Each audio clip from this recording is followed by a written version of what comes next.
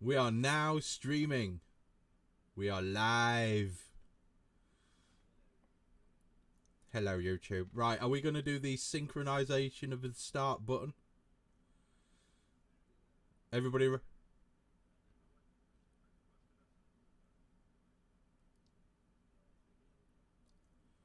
Stick it up on Brew. Just stick it up on all the groups that you're on. Just tell them that we're live. We'll get like 3 million viewers or something. Well, probably won't, but you know. Black velvet in that slow southern style. A new religion that'll bring you to your knees. Black velvet, if you please. That's a good song, that. It is a good one.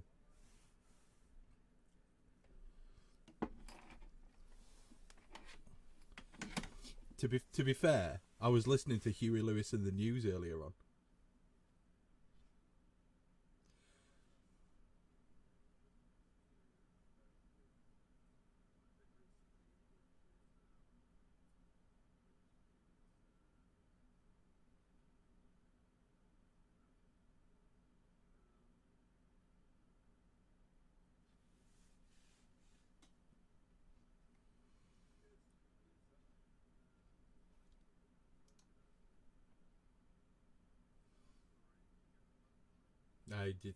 It's one of them things, isn't it? You know.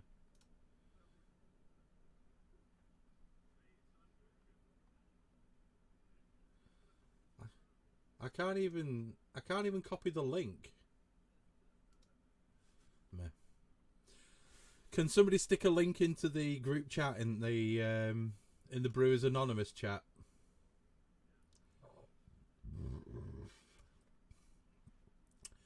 And then we'll do the 3, 2, 1, click the link, and then away we go. Oh, we've got somebody in the chat already. I don't know. Who is it?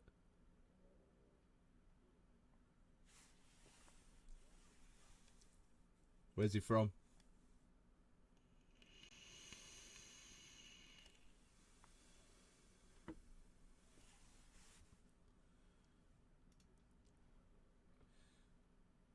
That is a great song.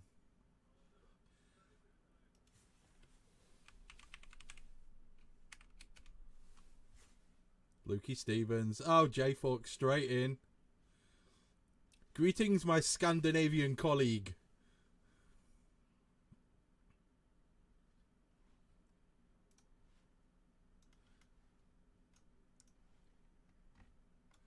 I'm putting the YouTube chat down the bottom so I can type at the same time without having to listen to myself on the stream 12 seconds behind.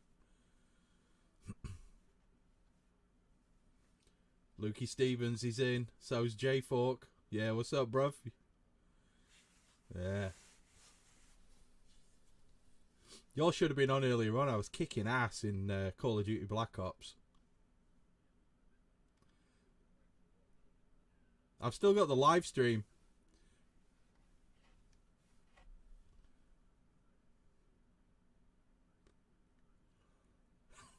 It was better than getting married, weren't it, Owen?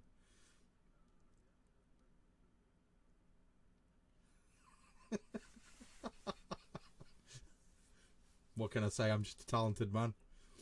You did. I had my cock out and everything. It was great. I mean, my tongue. I had my tongue out. I'm wearing tracky bottoms tonight because I'm that cold.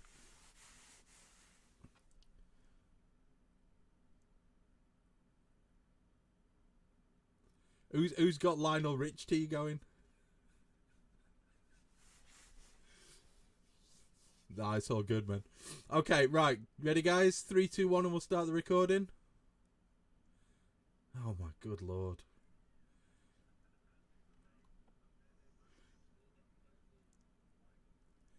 Lag. Okay. 3, 2, 1, click.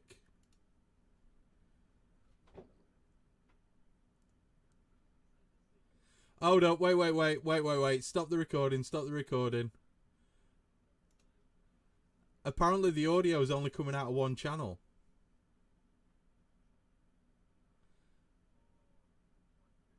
Yeah. How do we fix that then?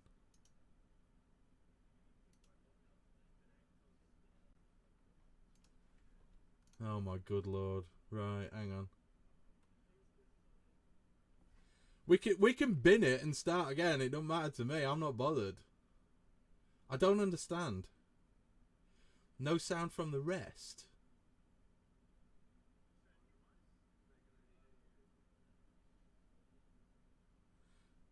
Okay.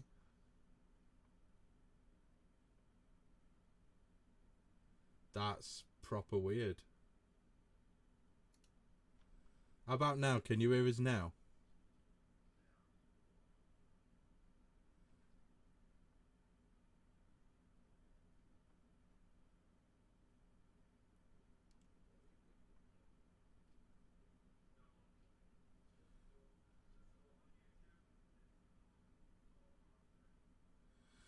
Oh, for fuck's sake. Has it come up now? You've given it 12 seconds. See if it's up there now.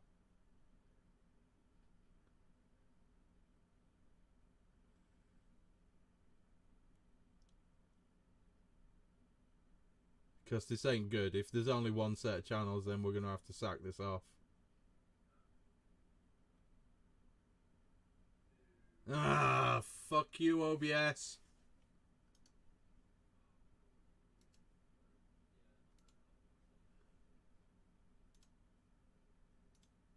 The weird thing is, though, I'm just literally porting in direct from the room. Right, if it's only on at the left, then we just need to sack this and start again.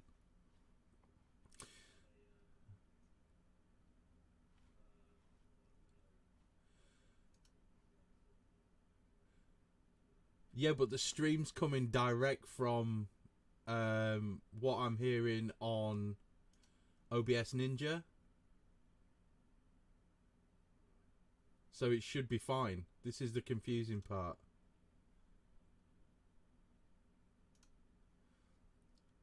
Right, so if I close that window, I've still got the chat up in OBS. Has that made any difference? This is the whole 12-second thing, my god.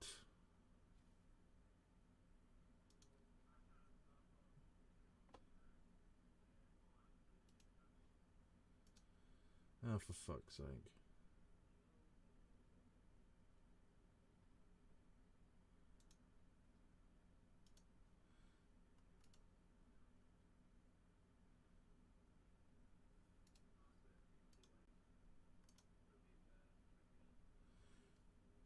This is mental.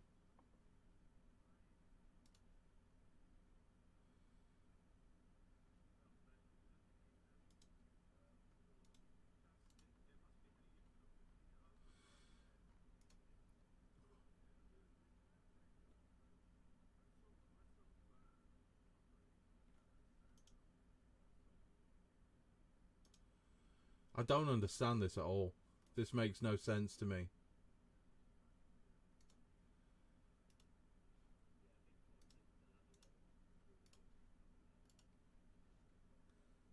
This is just nuts. Fuck. Right. Bin it off. Just let me check in the properties. Control audio via... Wait there. It was... Has that made any difference at all? I don't know. I'll go back. Hold on. Can you guys hear me? Yeah. Well, we can hear you, yeah. I can't hear you. Yo. Well, that's not an improvement. Hang on. Just calm down. Give it a second. Yeah. Gotta wait 12 seconds to see if it comes up on YouTube. Right, everyone quiet now. Oh, I think we're all live now. We got it. Yeah, no, I think yeah, it's on YouTube. That's it. Outstanding. There we go. Yeah, fixed it. Oh my good God, we're 9 minutes in. We've already had a massive error and I've just managed to fix it. Oh my God. What was it? What did you do? I can hear you echoing. Yeah, that's because we're all... Right. Yeah, Yeah. We've got to mute the mute. Right, we need, Somebody's I've turned off. Somebody's listening on a beach in Belize. Nice. Wow. Who's from Rosebud Brewery, and how do I ban him? I can't have somebody listening to me in Belize. That must be Eric. I mean, seriously, it's like literally outside. It's -4, and he's on a beach in Belize wearing flip-flops. That's going to be Eric, isn't it? It's going to be Eric. No, I've had enough. I'm rage quitting. Sorry. Bye. I'm going for a piss. Well, hi, Eric. I hope you're enjoying the cocktails. Oh, mate, that's just annoying, is that? Okay, so if we're all good, if we've got sound coming out on YouTube and everybody's happy, we can start recording now. We would be able to if Owen hadn't. I'm echoing. Mute Chris. He is echoing. Right. Why is Chris echoing? I shouldn't be echoing. I've just muted my desktop audio, so now it should only take the feed from the other thing, right? We've got another 12 seconds. Everybody be quiet. Andy, listen to us on YouTube and see whether or not I'm still echoing. And I'll just keep talking and talking and talking and then talking and talking. Pardon me.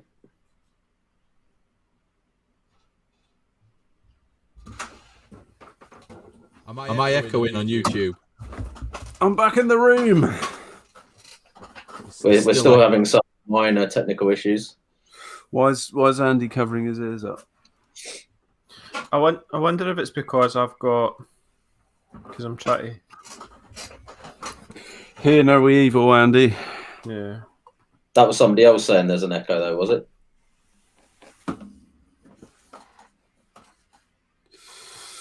What's that? No idea. You're the. Right. I mean, he's right. We are the hosts.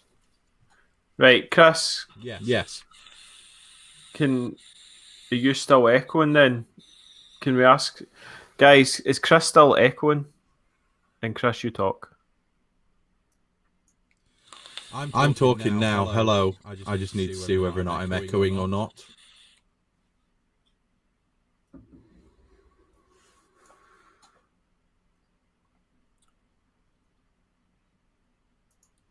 Yes, echo. Yeah, it's still there. He's doubling up. Okay. Oh dear. That's really bad. There's echo on my audio. Why would there be echo? That's proper shit. Right. I don't know. I don't know how to fix this, I'll be honest. If you haven't got...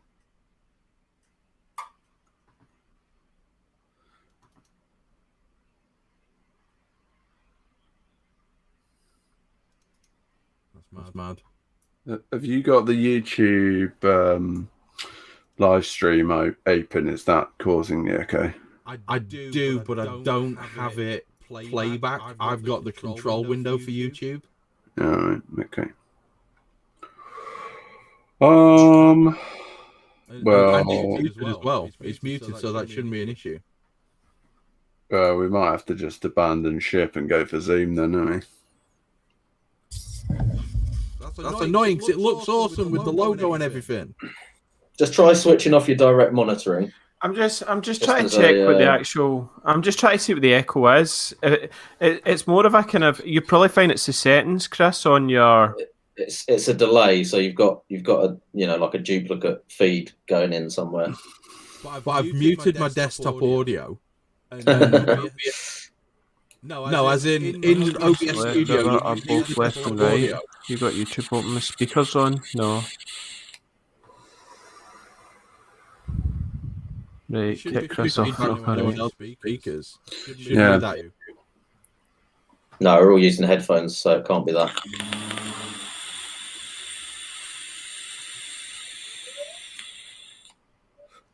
Right. So the room audio is nice.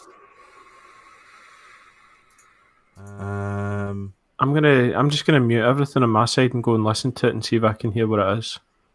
Okay, 2 seconds. Everything's set fine. There's no issues that I can see. Audio monitoring is off on all of mine. It's muted for all the tracks. I don't get this.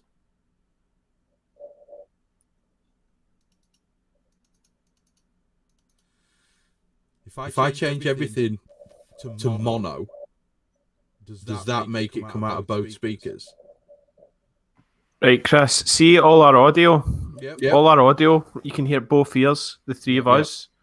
Yours is on the left, and it's got like this slight echo, like slight delay, very, very tiny. It's like, it's just really weird. So whatever you did for the three of us to fix our audio, you need to do it for yourself as well.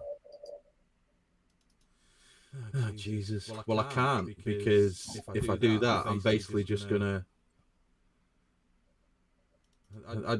There's nothing I can do.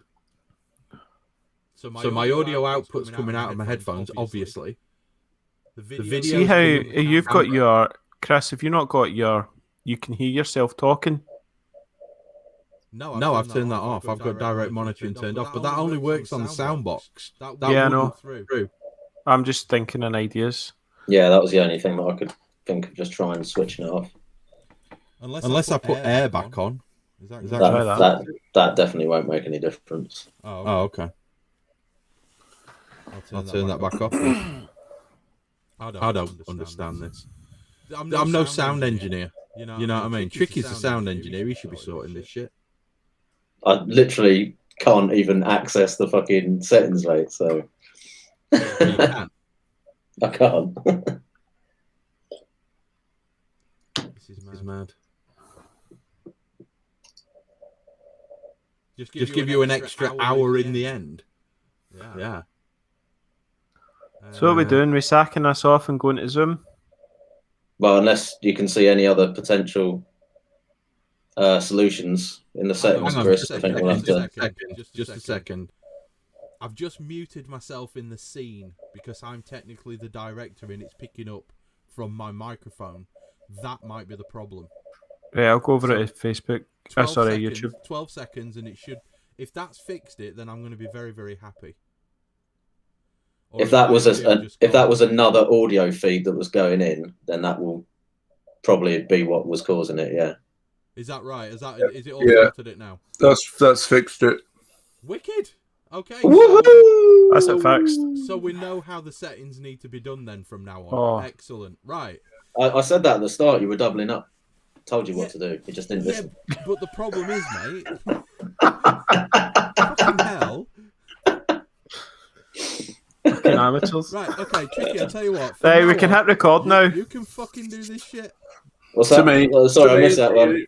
Yeah. Did you? Fuck off. Right. Never mind.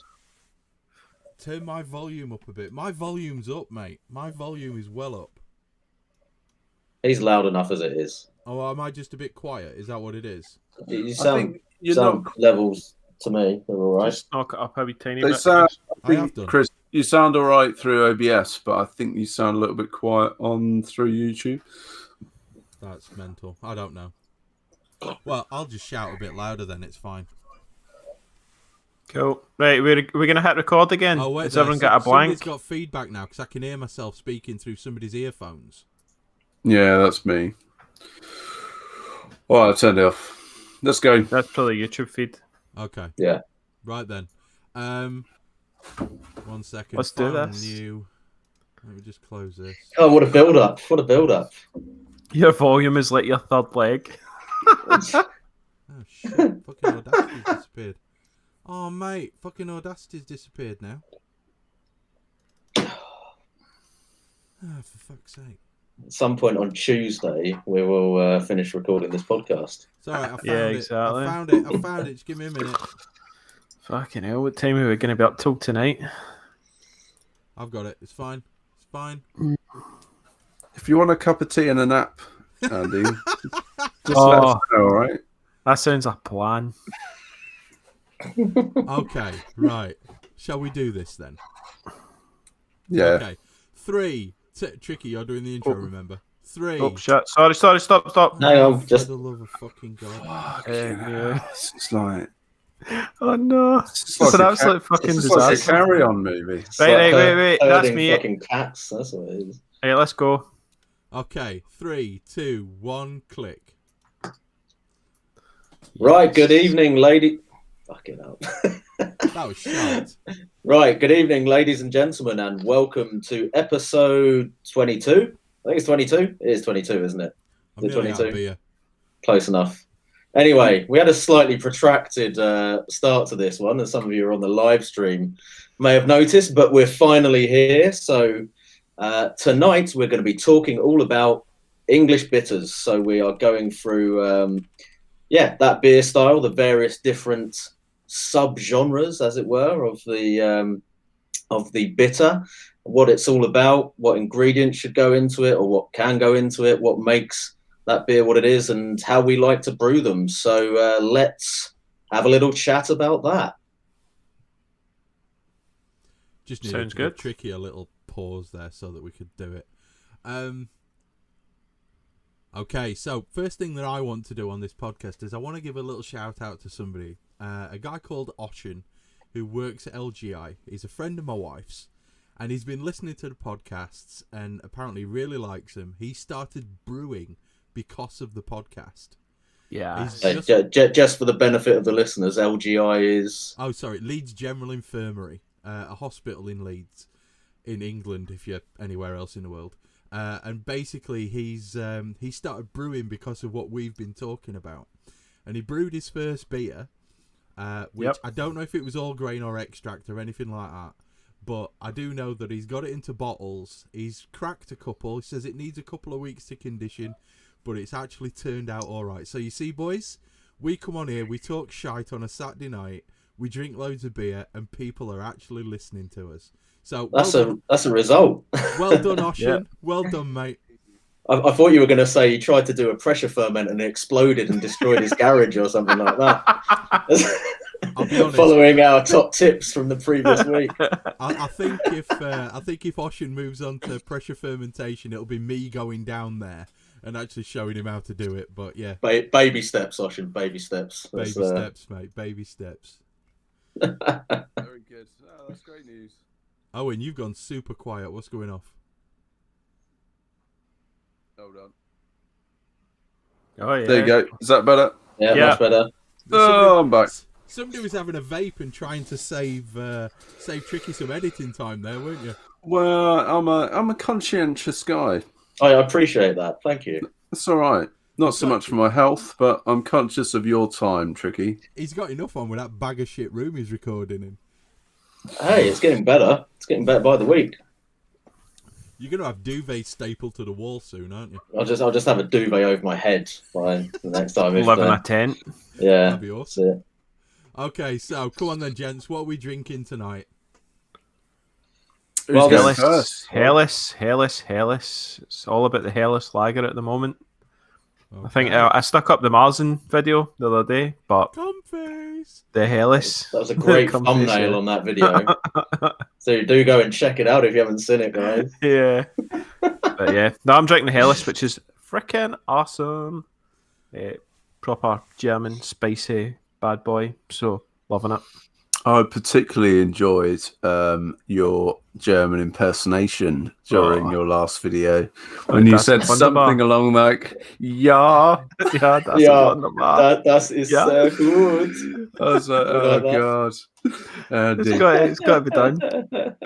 It was wonderful. It was convincing, Apologies to all of our German listeners. Very good. Right, Tricky. Yeah. Is this your beer? It certainly looks like my label. Must be yours then. I'm trying to read what it was. That was that Hokum Stomp. Hokum Stomp, 5.5%. Oh, Yeah. That's what I'm drinking right now. Oh, nice. So thanks for the beers. That's First been off, Tricky. That's been a while coming. Yeah. I think you sent these to me before Christmas, I think. Yeah, it was. Yeah. So Hokum Stomp, I think we've talked about this in past podcasts quite a bit. It's oatmeal porter. Just a few times. Yeah. Just a few times, yeah. So it's interesting actually because apart from having the real thing, I have drunk the real thing from Dea Brewing in where are they based? Colchester, is it? Cheltenham. No, Cheltenham. Cheltenham, isn't it? Which I thought was up north when we last discussed it, I think. And then, yeah. Bonehead. That was almost as good as Chris thinking that, whatchamacallit, the one from Huddersfield were down in like Somerset or something like that. Our collective geography is excellent. Yeah. No, it's Midlands. It's sort of Bristol kind of area. That's probably the nearest major city. Midlands. Bristol's the Midlands. Well, sort of is. Yeah, it's the helping start. ourselves with the geography knowledge here, are we? Well, it's the Fucking north-south My divide, God. technically, isn't it? Bristol, Wash to. It's the wherever Midlands the other to places. Owen, anyway, isn't it? Yeah. It's way That's north to me. Yeah, I mean, of To me, it's There be it's well dragons. it's well beyond the wall. It's well beyond the wall. That's for The sure. wildlings roam. South for the wall. that's practically like subtropical for you, Andy. Oh, Anyway, Bristol's lovely. I'll get back to the beer. Thank you very much. Before I get accused of taking too long for doing a beer review, it's very nice, Tricky. I mean, the ABV is a little low, I guess, for this for the original, as in a tribute. But flavor's on point. Carbonation's lovely. It is. It's got some really lovely dark fruit vibes going on. Cool. Which I'm enjoying a lot. So cheers, Tricky. I'm drinking to you tonight. Chin. Right, well, I better talk about my one quickly because it's nearly all gone now. But this is the Dunkelweizen, which I think I sent you one of those as well, didn't I, Owen? I've had it. And yep, that was the the banoffee pie? Yeah, that was the one. So yeah, funny story about this one. I thought that this beer was ruined because I was drinking what I thought was this beer after we moved in, and I'd sort of plugged the keys back up and everything, and actually managed to get to the end of the keg, still thinking I was drinking the Dunkelweiss, and then realised after it kicked after 3 pints, it was actually the dregs of the amber ale that I'd had on before. So I was like, oh, now I know why the banana esters had disappeared completely and it tasted completely different. But yeah, it goes to show, like, if you get in your head that you're drinking something, you could just like convince your taste buds that it's something completely different. So I was just like, fucking hell, my brain is so scrambled at the moment that I've actually managed to mix up an American amber and a fucking Dunkelweiss. But yeah. Well, it could be to do with sleep deprivation, perhaps. It's a bit of that as well, I think. Yeah, that's not been helping. But anyway, the banana has faded a little bit on it. I think I did actually talk about this on a previous pod, so I won't spend ages chatting about it. But yeah, the banana's faded a little bit, but there's still a nice sort of caramelly, clovey, little bit of banana in there. It's yeah, it's nice. I'm enjoying this beer. I think I'll definitely come back to that recipe at some point. I really enjoyed it, Tricky. Well, you're aware, I actually recorded you a beer review video for YouTube, only to find out that the audio was static throughout the entire thing. Which meant I never got to upload it. That's a tragic loss for the BrewTube community, I must say. But especially as that would have been in your nice new sort of high def camera footage as well, wouldn't it? I know. And damn shame. If I can say so, I mean, I was as eloquent as I've ever been on that video. I was excited after I finished recording it. Was probably your best beer review yet, wasn't it? It probably was. It probably was. But never to be seen, sadly. Sad times. There you go. Chris, what are you drinking? I'm drinking my amber bitter. I figured since it's an episode on bitters, I figured I better drink. That's all that's left. You know, I've pretty much smashed it through whilst drinking nervously whilst everything was cocking up at the start. But yeah, we're back up. We're good. We're golden. We've got a little logo in a corner, and this is a fantastic beer. It's just getting better with age. I think the last glass that I get out of here is just going to be so superb. I'm going to order another 5 kilos of amber malt and put it all in one brew. Do you think you'll do it again? Yeah. Definitely. I mean, I thought it was excellent. I've got enough kegs now to be able to just age a beer for as long as I want. Yeah. And with a little bit of trimming, I can get 7 kegs in that freezer, in that fridge rather. So. Are you going to stack them on top? They're already stacked. Oh, is it? Yeah. So 1, 2, 3, 4, 5, 6. Where are you going to put 7? So on the top, it's slightly less, so I can push the sides in a little bit on the top, so I can actually get 2 at the front and 2 at the back, and then 3 on the Right, bottom. okay. All right, okay. I could probably It's do gonna it be on like- the bottom as well. It's going to be like a game of Jenga. Oh, absolutely, yeah. I don't think I will. I'll probably just stick to having 6 in there so I can have 1 for conditioning. Yeah. And then sort of leave the rest of them as they are. But yeah, it's working quite well. It's a lovely, lovely beer. A lot of amber malt, but Jesus Christ, it's aged well. Yeah. So I'm quite happy with that. I've still got I think, no, I've drunk mine. You have, yeah. Yeah, sadly.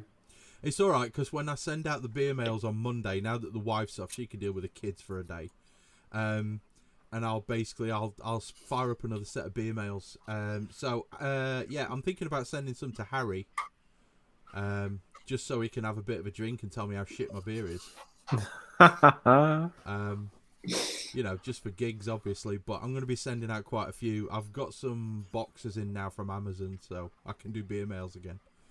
Excellent. I'm having to save the one that came from Verdant for Owen, because there's a shed load of stuff going down to Owen. So he needs the bigger box. Oh, was this the beer promise that you gave him, that you were going to buy him a whole load of beers? No, that's tricky, and that's only when he comes up to Leeds. No, That I'm sure that there's wasn't part of the original deal, I'm sure. I changed it, blow me.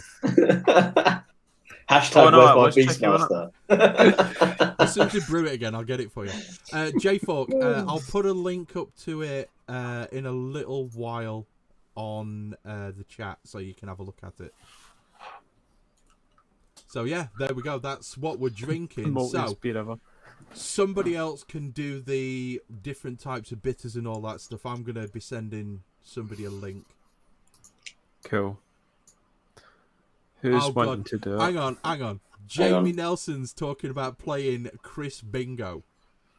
There's a few words I'm not going to be saying, alright? There's a few words I'm not going to be saying. Off you go. If I'd had time tonight, I was going to actually generate a proper bingo card for us to use for that. But I've got a pen and paper. I'll come up with. We can improvise a list of 6 things, and I'll announce in about 5 minutes, and then everyone can do one on the fly. Yeah, oh my that's God, a good idea. Right, off you go. Go on. Somebody talk about bitters. Who's actually got the notes up? Has anyone got the notes I up? have. I've got the notes open. So, well, do you want to start then, Owen? We're talking about bitters, right? And we are going to cover the history of bitters in a bit, and talk a bit about where have they come from, why are they the way they are. But we really want to just cover off there's 3 key, I guess, sub-styles of bitters, which is the ordinary bitter, which tends to be your sort of lower ABV bitter. We have best bitter, which is kind of your, maybe your sort of 4 to 5% bitters. And then you have extra special bitter, which tends to be the higher ABV version of that. And there are certain nuances within that in terms of the actual sub-styles. Maybe my lovely co-hosts might like to chip in on what those might be. It's funny, ESB, I think, is actually a trademark by Fuller's Brewery. Yeah. I think that's what I read anyway. Oh, is that why the on the style guidelines that Chris loves so much, it's strong ale rather than strong, ESB or special. I think special or strong or something. I'm not whereas, fuck you all. Yeah. But we can call it ESB. Just hanging it out there for you, Chris. Because we're homebrewers. Hey, Tricky, we can indeed. At the minute? Do what we like. At the what? Are you looking at the video at the minute? Yeah, cool. He's reeling in. It's all too easy. So, what ESB? Let's start. We'll go backwards. What's our understanding of an ESB then? Fun end. Yeah, the fun end. Well, plus 5% usually, at least, if not a bit higher. You're looking at a bit of a bigger, bolder kind of malt, character and flavour to it. Maybe some additional, sort of speciality malts, or a bit more of a variety in terms of the caramel malts and stuff that you're throwing in there. So, talking of amber malt, that would be something that you might expect to see maybe in an ESB, as opposed to just your sort of standard base malts and caramel malts, perhaps. Although it's obviously not limited just to that particular style. I guess the main differentiator between the three is primarily, the strength, but then I think the malt bills and the hopping will kind of change with that a little bit as well. So again, an ESB might just be a little bit heavier on the hops to sort of balance out that extra gravity and sweetness that you get in there.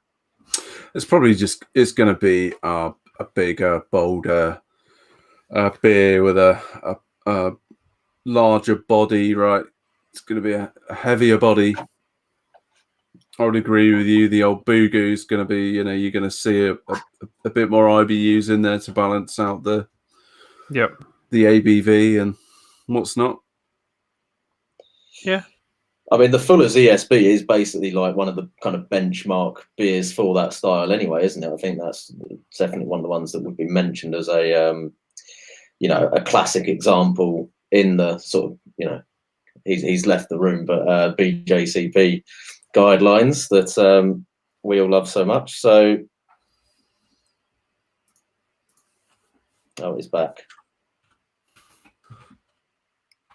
So what about the others then? What's our thoughts on best bitters? Hang on, are we still doing ESBs at the minute? No, so we're on best bitters now. Okay, well, just a second, because I want to talk about ESBs, because the only thing I know about ESBs is Clive Cutter really likes them. Oh. Good. That's literally the only thing I know about them. I've never brewed one. Never. I've done the Scottish equivalents, but we can move on to that later, because these, your bitters tends to be, it's more of an English thing that you guys have got in your very much a kind of pub type beer that's it's definitely a style from England. You say the Scottish equivalents are very similar, but just much lower hopping generally, or is that kind of? So the Scottish equivalents, I mean, we'll call it. Oh, it's obviously the difference is probably in the yeast. I would have thought we still use Fuggles and EKG, that sort of thing. So we're still using English hops because we don't grow hops, right? But it'll be Scottish ale yeast that would go into our beers. That would probably be the differentiator. Yeah, so and it's all based on the shilling. So you've got 60, 70, 80, probably 90 shilling type export type ratings. So 90 would be your ESB then, would it? 80, 90? Yeah, I'd say 80. Cool. There's some history there, right, in terms of how much they used to pay for. Yeah, it's all tax. Or how much? So the shilling's all about the tax rating, so how much you'd pay. Yeah, so that the more, the more alcohol, the more you would pay for it, sort of thing, and that's where the naming convention came from. Yep. Where does the mild fit in with the bitter category? No idea. Good question. Well, is that not just like a kind of ordinary bitter?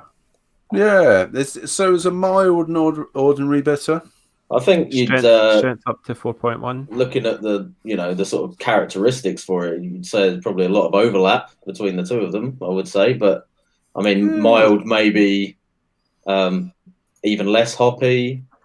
Maybe certainly some milds will be a bit darker as well. Maybe some darker malts in the mild. Yeah, obviously you have dark milds anyway, but I think they often be a bit more sort of brown to darker black kind of colour as well. Yeah, they tend to get classified as a darker beer, don't they? I watched an interesting YouTube video last night, actually, which was one of the sort of head brewers, perhaps, of Timothy Taylor's, talking through tasting notes of 4 of their beers, and he was talking a bit about one of their milds, which actually, interestingly, isn't a dark beer. It's a pale mild off the Pennines, which is fairly rare. But he literally quoted, like, "This is a refreshing beer. Should you have done some exercise?" which I thought was pretty amazing. And I guess, like, I'm trying to justify when you would want to drink a mild. And I guess maybe that's if you've been for a very long walk or a rugged game of squash. Perhaps you might want a rugged game of squash. Yeah, it's just why would you want a beer that is just fairly tasteless? Well, you want something. I'm getting the impression you're not a fan of the mild style. Well, I mean, like, if you want to drink a beer, you want to drink something that has flavour, don't you? Well, I think traditionally it was basically the beer that, you'd be able to go to the pub after work and just chuck down gallons of it and not get pissed, basically. Yeah. Which seemed to be the main kind of, the main goal of it. That was one of my favourite things about was it the Beast of the Midlands mild or whatever? Yeah, because you really liked that one, didn't you? Because I had it through the beer engine, you could just chuck it down, pints of the stuff, and because it was like 3% or something, it was just, you weren't getting absolutely hammered off it. So it was quite an enjoyable session beer as such. It's probably the session beer of the time. Whereas we're now all about, pale ales and blondes and stuff. Maybe just have a cup of tea. Or a cup of tea. A wee brew. Yeah. Just have a cup of tea. You know what I mean? Everybody likes a good cup of tea. Yeah, in fairness, like, why I'm like, I'll be drinking double IPAs before I'll be drinking a mild every day of the week. Yeah, but you wake up and have a double IPA and your cornflakes, don't you? No, I'll brush my teeth with double IPA. He has the impy stouts on it, yeah. No, I mean, it's one of them things. The thing about bitters, Harry's just put this in the chat. IPAs are born to be wild, bitters are born to be bland. They're supposed to be drinkable and consistent, and that's where, again, this is another one of those lager moments where, is it really something that, I mean, is there really anywhere to hide with a good bitter? Is it the same as lagers? Can you really? The yeast and the malts will play a lot of good flavour. So that they are bland, but you're still getting flavour from the malts and the yeast. And then the hopping's going to be very much like that kind of traditional earthy sort of thing. Woody, I don't know, woody's the right describer, but it definitely has that kind of earthiness. And then maybe some fruit, hedgerow fruit type flavours that are coming through. But it all be toned right down. So I think you can still get away with a bit more with a bitter, because esters and other sort of yeast derived flavors are a big part of the style, like you're saying. Yeah, exactly, Andy. So it's not quite like a lager in the sense where you're aiming for a totally clean slate sort of flavor wise to put the the malt and the hops on top of with a bitter. If it ends up a bit fruitier than what you wanted, then it's still kind of within the the boundaries of what's expected, usually, unless you completely fuck it up. If it's a diacetyl bomb or something like that, then it's still not going to be pleasant. But because when say in Scotland you're in the pub and you'll be drinking your Tennants or whatever, and you're sinking down the Tennants, and then you go, I fancy something a bit more fruity, and you've got your Cali Best or something there on tap. Then when you jump between those two, like it is a lot. The difference is super clear. It is a lot more fruitier. But if you go from a Best to then say I don't know, an IPA, like a punk that's on tap, then it's just going to be an absolute, it's just going to be an assault on your taste buds, in comparison. But then if you get used to it, taste buds no matter what, isn't it? It just depends where you're coming from and like what's on tap as well. Because a lot of us, if we go into one of these, some pubs, you'll go in and you'll see what's on, and there's no IPAs or anything like that. But there will be. I generally will go for something like a bitter because it's got more flavour than, I don't know, a pint of Carlin or something like that. That's where I would kind of go if that was a choice. I mean, if Caledonian Dukas is on, then I'll drink that. I do like Dukas is good, yeah. It's a lovely, lovely beer. Yeah. But yeah, that's how you're supposed to say it. I've always looked at the name of that beer and gone, how the fuck do you say that? Dukas. Cali Dukas. 2001 Dukas. Great British Beer Festival down in London. I asked the bloke who was from the brewery how the fuck do I pronounce this, and he went Dukas. I'm like, cool, sold. You got it at source. And it's one of the ones that they use Golden Promise, or they used to use 100% Golden Promise in it. But I think as times went on and try to get Golden Promise, they've toned it down a bit. But I'm sure that a good bit of it's Golden Promise that's in that beer. It's probably why I like it so much. It is a lovely, lovely beer. Yeah, it is. Yeah. So, best bitters. Some of the best. You're low again, Owen. Some of the best bitters that we've had. What's the best bitter that you guys have ever had? As in commercial, or commercial. Yeah. Oh shit. It's easy for me. It's the Air Brewing Co one, Chris. Their best bitter is absolutely freaking awesome. It actually reminded me of your that one you sent us, the Amber Malt. It was just like a pure best bitter, sort of super malty biscuit awesomeness. Cool. I mean, for me, a really well kept pint of Timothy Taylor's Landlord is probably the best commercial bitter that I've ever had, I think. Yeah, I'm more of a London Pride kind of guy. I used to drink that a lot when I was down in London when it hadn't travelled very far. Mm-hmm. Up north, you don't tend to get such great bitters unless it's Timmy Taylor's. But London Pride for me is just fantastic. It really is.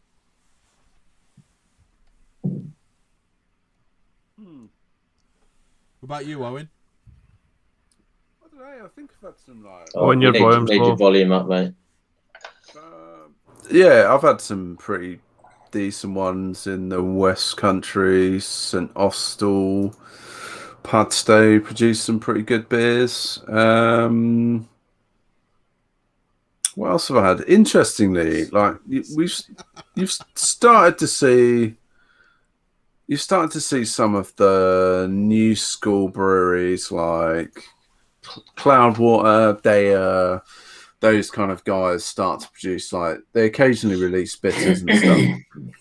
Mm-hmm. Well, they're quite contextually quite different, and they tend to want to try and bring something else to the party, but it challenges you to think about the style in a sense, and it's how you choose to define what is good, whether you prefer to kind of go more like old school and the traditional concepts of what is a good bitter, and arguably is a very good bitter, like your Timothy Taylor Landlord or whatever.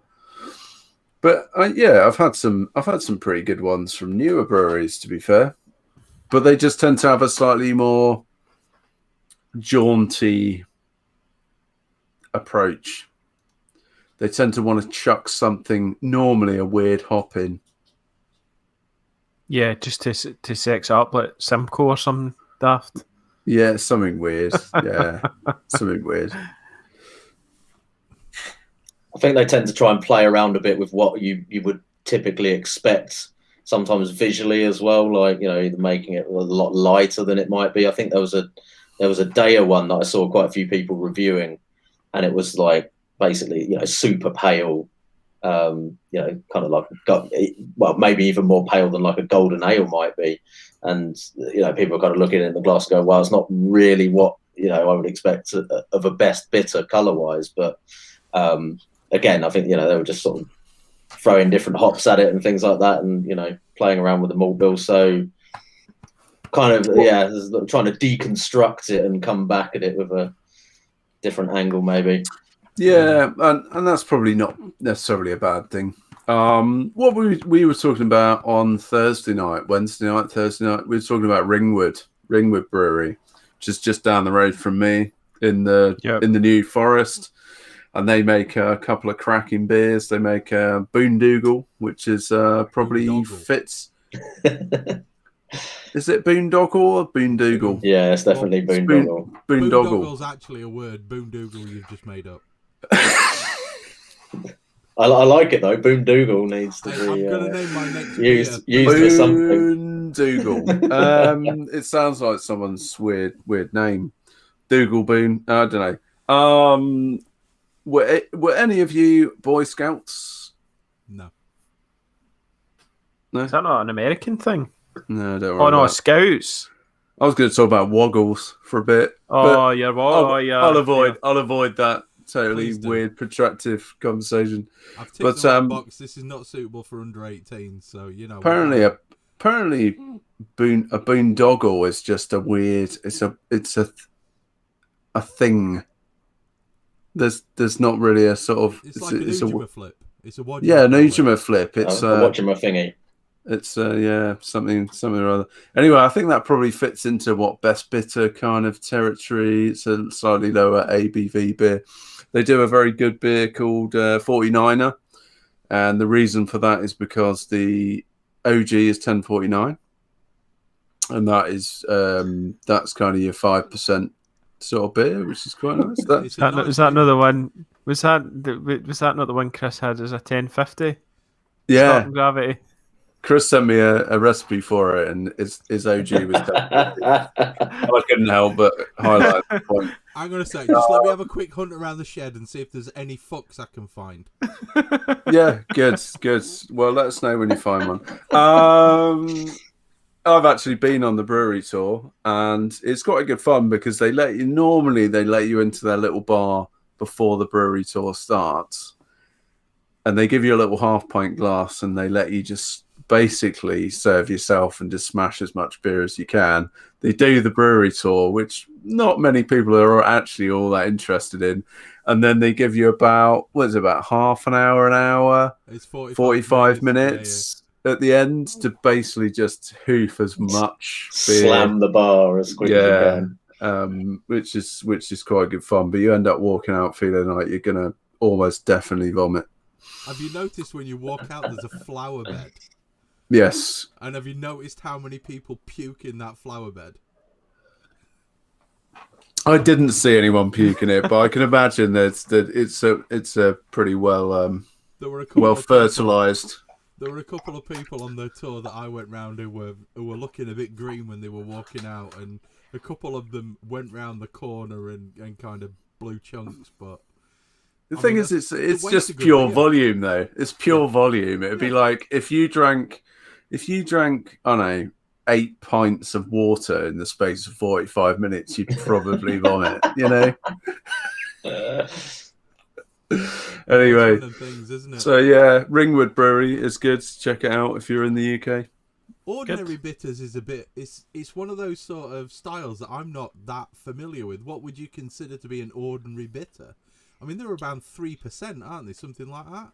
Yeah, definitely sub 4% usually, if not more than that. See them though, do you? Not very often, to be honest. I mean, it's. I think there's a big sort of marketing issue with the name as well. Like nowadays, there's not going to be many breweries are going to go, oh yeah, let's brew an ordinary bitter and label it up like that. Harry, I'm not repeating that one on a podcast. Guys, if you want to know what Harry's just typed, you're going to have to look back at the YouTube thread and you're going to have to read it. Because I am not repeating that if it's wrong, because that's fucking libelous. What's this? just check the chat out at what Harry's actually just put down. I mean, it might be true. I don't know. Which bit? What are you looking at? So Is if you it look the in the Dickers? chat, no, right down at the bottom, if you go to the bottom of the actual live chat page, Stewie Prince is talking about Boddingtons and John Smiths, and Harry's just put something in that I'm not going to repeat. Oh, I've not got that yet. It's not come up in mine for some reason yet. You need to change from top chat to live chat. Oh, right. Yeah. So we'll move on. Right, the descriptors for the beer, avoiding the avoiding the printout that's on Andy's wall. Generally a bitter is soft, malt forward. Leave it alone, boys. Leave it alone. Anywhere from 25 to 35 IBUs. The colour is influenced by the use of crystal malts, amber, black malt, chocolate malt, that kind of thing. And generally they're from sort of gold to amber in colour. We've got down that golden ales are an offshoot, which, to be fair, I could believe. And then there's the Sweet Jocks from up north version, which is the wee light / heavy, 60, 70, 80 shillings, that kind of thing. I'm sure Andy wants to talk about them, and he has done. Yeah, we have. We've kind of delved into it. I've done a few of them in my brewing at home as well, and they've been really good. Yeah. I mean, I'd like to have a pop at an 80 shilling, just to kind of say I've made one. Yeah. What yeast did you use then, Andy? What was it? Some kind of Scottish yeast? Was it? I used to cross my loof. There was a real, I don't know, was it real ale or was it Scottish or something? I can't remember. It was a cross my loof yeast. It wasn't a lager yeast then? No. You didn't use Voss? No. What is that we use for everything? Yeah. Pseudo wee heavy. Absolutely. So, when we took these notes, we had a lovely conversation, and we were talking about the history of the bitter. Well, somebody's written down history of the bitter. Who was it who wrote down history of the bitter, and who's going to cover that? Because I ain't got a clue. I think I might have disappeared from that conversation before you even put that down, so I'm not doing it. Well, I think the fact that I end up doing all the typing when we do our prep, I'm not sure if you can blame the person that wrote it, but we're not blaming the. Shall I? I've got a bit of text here that I can. You got some notes. Thank God for that. Somebody prepared. Okay, so the term bitter has been used in England to describe a pale ale since the early 19th century. Although brewers used the term pale ale before the introduction of pump clips, customers in public houses would ask for bitter to differentiate it from a mild ale.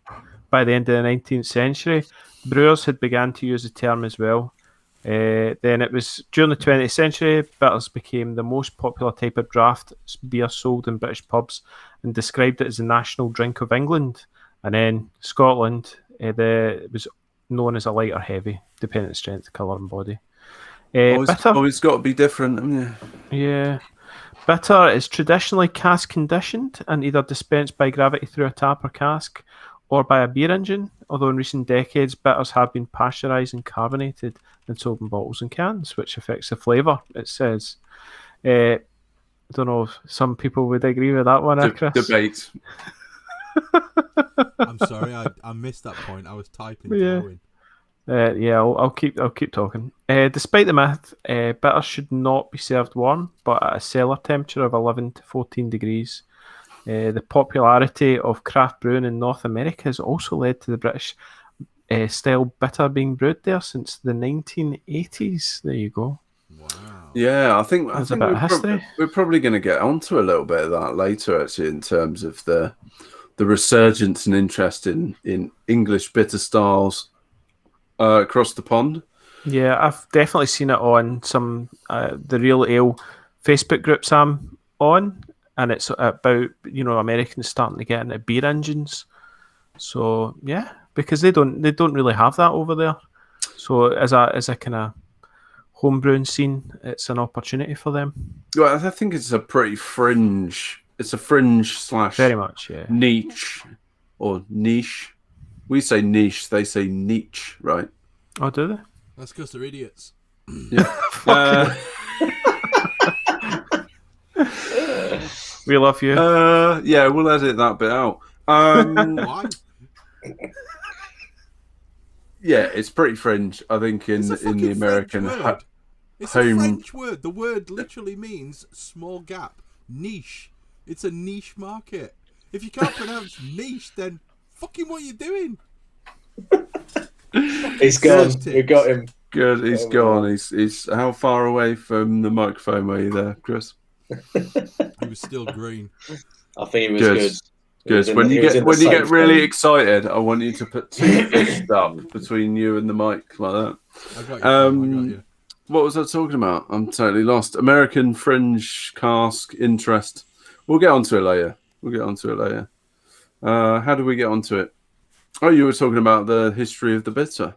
Yeah. So I guess So in essence, they're basically saying it's the difference between the bitter and the mild.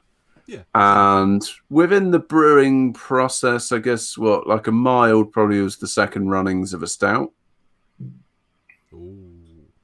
Oh, maybe. Was it?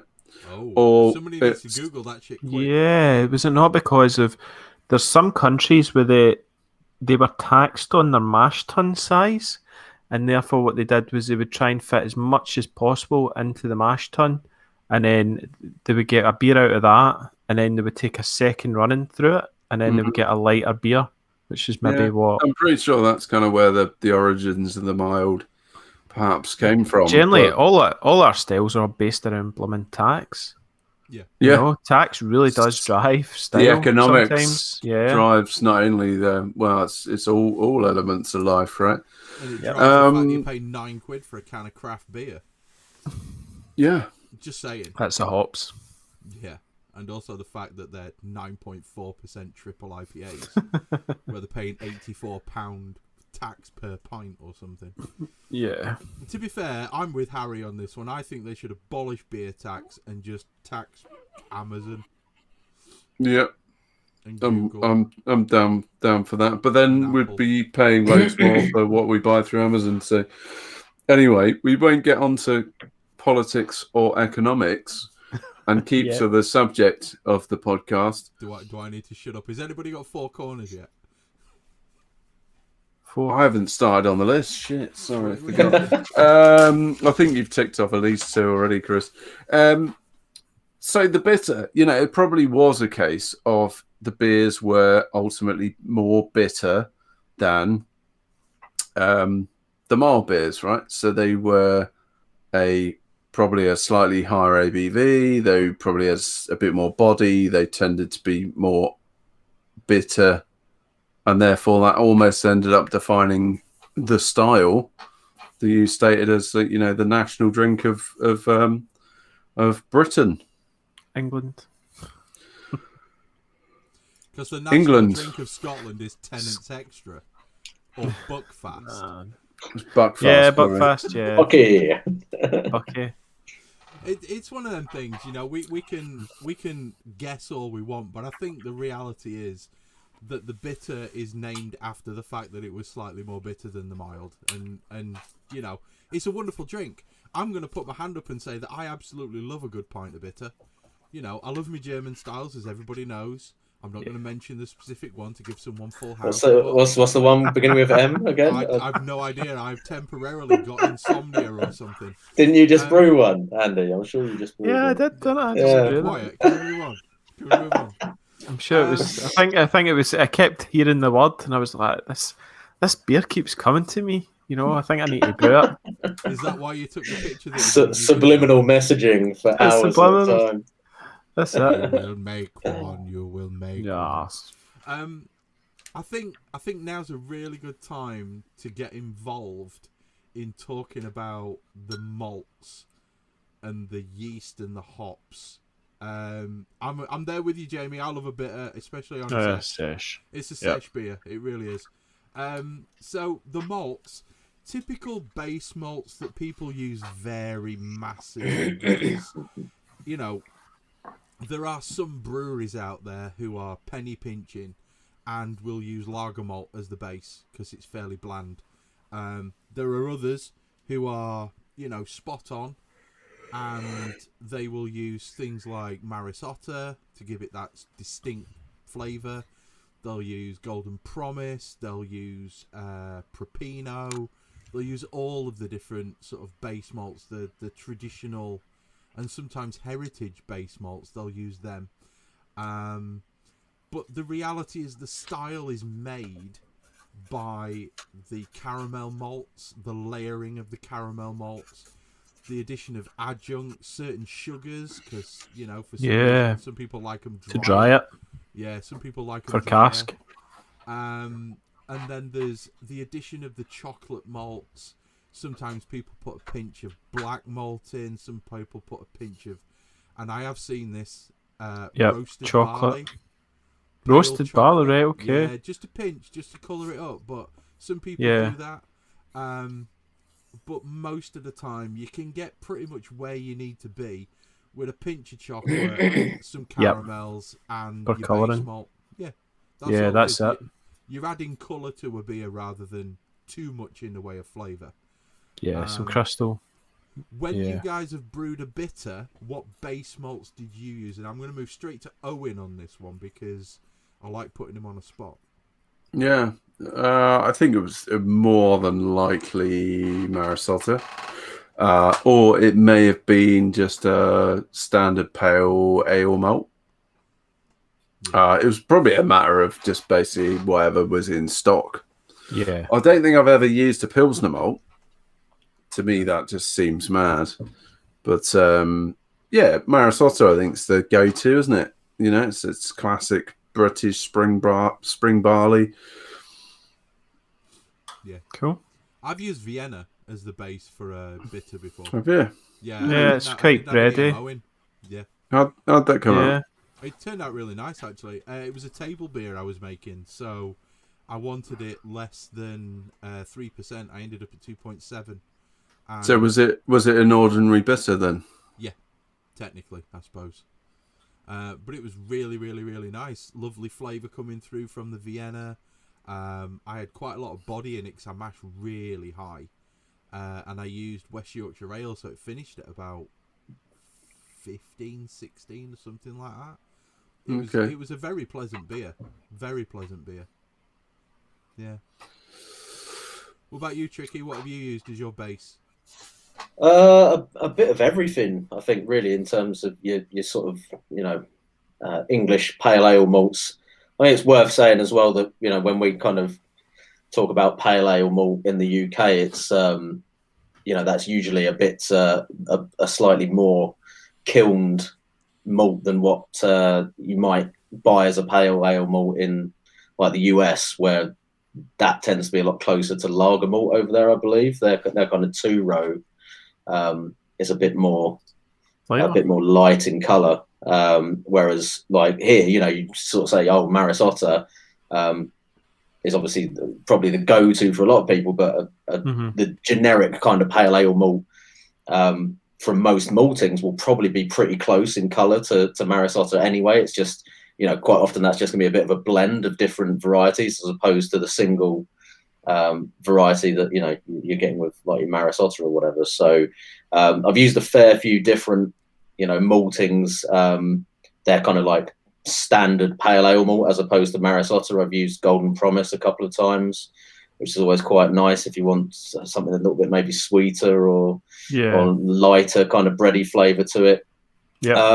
Agree. Maris Otter would probably be my go-to if I wanted a that sort of traditional biscuity, slightly nutty kind of bready flavour from the base malt. But a few other, like the pale ale malts that I mentioned, a few other good ones that I've used. I've had a bag of Warminster pale ale malt recently that was really good. And that is quite a bit darker than what you would get for a normal pale ale malt. I think it's actually maybe even a touch darker than Maris Otter, like standard Maris Otter strength. It's tricky. Loads of flavour from that. Yeah, but you had, it didn't give you as much efficiency, so it was a lower efficiency, but you're getting more flavour from it. Is that right? Possibly. I think in the live brew days, I'm sure you've said about the efficiency of that one. It was a bit lower. I can't remember whether it was definitely with that one, but I've certainly had differences in efficiency with some of the the other kind of traditional like varieties and stuff like that. I think you maybe do get a bit more variation in terms of the conversion level and stuff like that with some of the older varieties, as opposed to like I said, the kind of blended pale ale malts where you've got the more modern types in there. But yeah, I think the Warminster malt really good. Maris Otter is just a sort of go-to really. Yeah, Golden really. Promise, I've liked using that if you want, like I said, that slightly lighter, more sweet bready flavour from it. Mm-hmm. And that's it really. I've never sort of used a lager malt or anything like that, or any Munich or Vienna. I guess I've been fairly traditional in my approach in terms of the base malts. It's interesting. See, just you do a lot of brewing, obviously. Tricky, right? Do you carry different types of pale malt? Yeah, not currently. Not currently, right? But you have went through like maybe a good couple of years where you were knocking out a lot of beers. Yeah, so sure.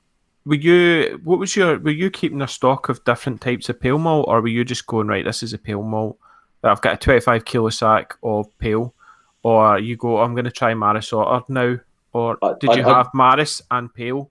I generally just buy like a sack of, 25 kilo sack at a time, and maybe get like a different variety. When if I've got a bag of MO, I might buy somebody else's pale ale malt or get some Golden Promise or something like that. So I've not really kind of bought them usually with a specific beer in mind. I've just kind of, what I've got in stock is what I tend to use at that particular point. But right, okay. I've certainly found some along the way that I probably wouldn't bother going back to buy, and then others that I definitely would use again. So I think I did.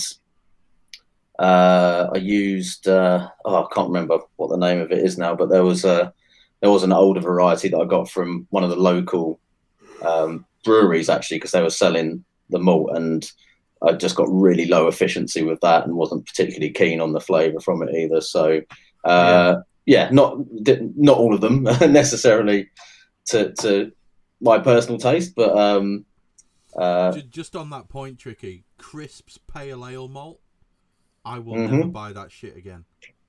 Right, okay. Really? How come? Really didn't like it.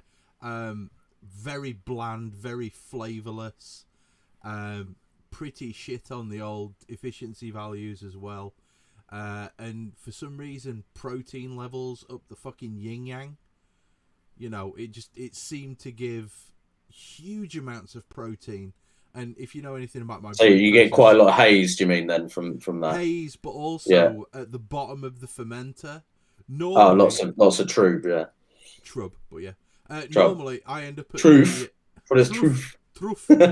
Normally, I end up at like 5 litres with all the gunk and the hops and the yeast and everything sitting at the bottom of the all-rounder. It was the second beer I made in the all-rounder with the crisp pale ale malt, and it ended up at like 7.5. So that's a 50% increase, if you ask me. Just going basically on maths. And it wasn't like I did anything specifically different or changed anything. I didn't take any more through into the fermenter because I take absolutely everything through, and I just wasn't that impressed with the flavour, and it was as hazy as fuck. But that might have just been that batch. I'm not going to diss on Crisp because they might send me some free shit, but it didn't really tick my box, and I ended up going back to the Warminster Maris Otter. Because I think that perhaps that sort of malt is what people would want to be using for things like pale ales, IPAs, New England IPAs, that sort of thing, that you're going to get low colour, haze, and it's going to let the hop shine rather than the malt. And in fairness, Chris, you tend to be brewing styles that aren't necessarily hop forward, right? So you're right, that's not going to be ticking your boxes. Yes, if you want some malt forward. My cricket. It didn't. No. That's I found Maris Otter, so I generally buy a sack of malt and work my way through it. Although I've got a sack of pale and a sack of Pilsner, so I've got 2 sort of normal when I'm running. So I did have Maris at one point, and I did notice how bready it was, and I actually didn't, because of that, I actually wasn't a big fan of using that as a general pale malt because it was so quite bready. I think Maris has definitely got his place for this style, I would say, that you would want. If you want to really kind of go for it in flavour, then yeah. But for me, it was the Golden Promise was the one, because it's great for hoppy beers, which I like to do. And then also it's great for just traditional beers on the engine sort of thing. So it just sings on both sides. It's a good sort of halfway house between the two. I think a lot of breweries you tend to see using kind of extra pale malts and extra pale Marisota and those kind of styles of because arguably even Golden Promise sometimes is not suitable for a particular style of beer. If you're looking for something quite crushable and sessionable, maybe Golden Promise isn't necessarily the right choice because it's I would use Pilsner in that case then, if that was what we were talking. Each their own, Andy. Each their own. Yeah. Whatever. Anyway, so we talked for base malts for quite a while. Are we going to talk a bit about like the caramalts and the adjuncts and stuff that make up a good bitter? And I think just coming back to, I think Chris was saying that you got to have the caramel malts in there. I think there's certainly a lot of beers that would probably just be the base malt and then maybe a little bit of color adjustment. So I don't think that caramel malt is necessarily like you have to have that in there. You don't have to, but it's used to tune the flavour, isn't it? Well, yeah, I mean, certainly for a lot of bitters, yes. And like my personal preference, I would always like a little bit of caramel malt in there in my recipes, definitely. But I think there's certainly a lot of beers that would just be your base malt and then maybe a little bit of colour adjustment, or even not even that. I mean, there must be some I think beers that are just like 100% MO or stuff like that. Timothy Taylor Landlord is literally just... I was going to say, that's just a dash of black malt and Marisota, isn't it? Or something I'm pretty like sure that. It is. Yeah, it's just base malt and a little bit of colour adjustment, that's as you Harry say. Was saying earlier on. He was saying, you tune in your flavour and then you adjust your colour with the black malt. Yeah. Yeah. But then but I guess it depends what sort of beer you're trying to make, right? In terms of, there's a lot to be said for making a beer just with one malt. There's nothing to be ashamed of, like Timothy Taylor making a great beer, but equally it's perhaps not going to create the most complex of malt. Well, yeah, I mean, I love the slightly more complex kind of malt character in a bitter that you get from maybe blending a couple of different caramel malts, not necessarily a huge amount. I think. Yeah. I mean, we've mentioned like the Americanized versions of these beers. I think when you look at the kind of American interpretations of English bitters, especially, they tend to go like a bit crazy on the caramel malt additions, and you're looking at like 10% plus on a lot of the recipes. Like if you look at the brew your own like clone beer recipe books, you see a lot of the sort of American versions of English beers in there, and the bitters, they're like a hell of a lot of caramel malt quite a lot of the time. I would still personally, as a general rule, be looking at sort of, around about 5%, give or take, as a starting point. Maybe a bit more for your stronger styles. So like your ESBs and stuff, you can maybe push that up a little bit. But couple of caramel malts, but up to about 5-6% is kind of my general starting point for a recipe, because I know that's the sort of level of sweetness and extra kind of malt flavor that I like in a bitter recipe. But and I think sort of mixing like a relatively light and maybe a medium sort of crystal, definitely, just sort of adds just a degree of complexity within the malt backbone of the beer. And then obviously you're using a little bit of sort of darker roast malt just to add color and whatever. I think that's a pretty solid approach. Yeah, I always like a little bit of the darker crystal in there, just to try and get that kind of toffee, more kind of toffee note, as opposed to just the sweeter. That's what I aim for in my caramel bitters as well, Trick. That you want that little bit of almost burnt sugar. That's it. Yeah. Raisin. I love the raisin thing. Yeah, kind of raisiny molasses type thing. Yeah. Oh mate, don't get me started. I made a cake earlier on and it had loads of molasses and it was lovely. In fact, I'm gonna have a big chunk of it when I go back in after doing this podcast. But then, interestingly, you can start to experiment with using things like biscuit malt and kind of other more sort of avant-garde kind of, dare I say, even like Belgian style malts, aromatic, etc. Yeah, those kind of things in the mix. But then you're getting probably more into your like advanced level tinkering of a malt complexity. And is it a modern take, or is it if you're trying to do something more traditional? Because if it's traditional, then I think probably the prior. But I did read earlier, sort of the ESB tends to dabble a bit more into that because it tends to be the special beer. It tends to be the beer that people will experiment with. Yeah. And therefore they might start to go, yeah, let's draw in some malts outside of our normal parameters of building a bitter. Yeah. And that's where you might tend to see that. So what about other adjuncts in terms of things like torrefied wheat and head retention? Well, I don't use torrefied wheat in mine. I have done when I've brewed certain tribute beers, let's say. But the reality is I tend to just go with a little bit of normal wheat just to give me that little bit of head retention. And at the risk of flicking Andy's bean for him, I'm using white wheat at the minute. Oh. See?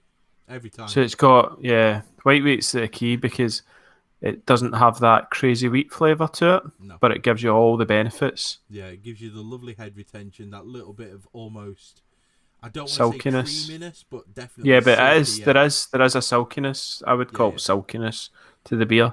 Yeah. It gives it that kind of body, a little bit of silky body. Yeah, absolutely. Silky sex. Is it sex like a velvet glove? Silky sex. Sexy, silky. Can we talk about amber malt as an adjunct? Yes, because you love that, Chris. Or for me as 20% of my grain bill. Yeah. Amber malts. You're mad, man. Yeah. What can I say? Live on the edge, or you're taking up too much space. Well, amber malt's normally like porter territory, isn't it? Really? Yeah. It's got a kind of coffee thing sometimes. I just thought I'd throw it in, No, you got top tips. We can save that. Save that for item 15, which is tips and tricks. Chris recommends a 20% edition of amber malt, and to not ignore the tastings of the beer for the first 15 days. 15 months, yeah. Until it's no, it was a few months. Fuck down. It was 2 months. I don't know about 20%, but I'm certainly a fan of chucking in a small amount of amber or kind of any of those sort of low color kind of. They're not roast malts, are they? But they're kind of light roast, yeah. Yeah, kind of heavily kilned or light roasted malts. So amber, biscuit. I mean, you could probably try brown malt. I've never done that myself, but that's in the same sort of color range. I use that for porters. Yeah, I think that's maybe a bit too strong a flavor for some of the brown malt that you can get. But amber biscuits, some of the aromatic malts as well. I think you can chuck those in. That just adds that extra kind of layer of flavor, as well as maybe your like crystal malts or whatever. And that's always worked quite well for me. It's a bit, not that traditional, I guess. You wouldn't see that many sort of. But it's what the beer's all about, isn't it? It's all about that malt profile. So if it is for me. So then all the good. Yeah, I think that's where really the nuance of learning to brew really good bitters lies, is the ability to experiment and really dial in the flavors that you enjoy as a home brewer. And I think that's it. But actually, in order to be able to specify and perfect that, you need to be able to know your malts. You need to know your malts, right? You need to know what it's bringing and how to apply it and what percentages and it. I think there's some artistry involved in these. So I would say for our more beginner brewers, and certainly perhaps for our American listeners, is consider just going base malt with a little bit of color adjustment. We have American listeners? Well, maybe we do. I doubt we do anymore. We're being optimistic there. After I think they gave out about 25 minutes ago when we were talking about niches. But I think as you start to advance, that's a philosopher, isn't it? I think it is. Nietzsche. Yeah. Russian. Oh my god. Yeah, I know. I'm gonna have to leave in a minute. Right, we've talked too much shit. I'm out of beer. Let's call an end to the malt section. We're going to move the commercial break. We're going to do the commercial break now. I'm putting my foot down. Somebody's thirsty. Ellie. Straight. To be fair, my glass is empty, so works for me. Is it empty or just only partially full? No, it's definitely empty. Yeah, you're right. Right, I need to get my commercial out. Yeah, I need to take a piss. Are we going to just shut down? Everybody's fucking off for 5 minutes. I just want to talk. So while they're fucking off, I just want to talk about the sugar thing because Stewie raised it. It was just the thing. Like when you look at I've got a book here, and it's called the British Real Ale Guide, and every single, pretty much most recipes have got that you're adding white sugar. Now, a fair whack of it as well. Usually, isn't it? It's like 10% plus. Yeah, so it's to get your final gravity down a bit drier, and it's more cask beers. What I've found is if I've got quite a sweet sort of high finishing gravity on the beer engine, it just doesn't work. It just tastes weird with that kind of low carbonation thing. Whereas if it's slightly drier, if it's that kind of, I find 1008 sort of level about there, it's really nice and crisp. It just seems to just work, I think, on the old hand pull. So I think that's why breweries do use the sugar, It's got to have been a cost thing as well, hasn't it? Like at some point for some of them just to bring down the cost of the malt bill. Is it cheaper though, do you reckon? It would be, yeah. Yeah, I would say so.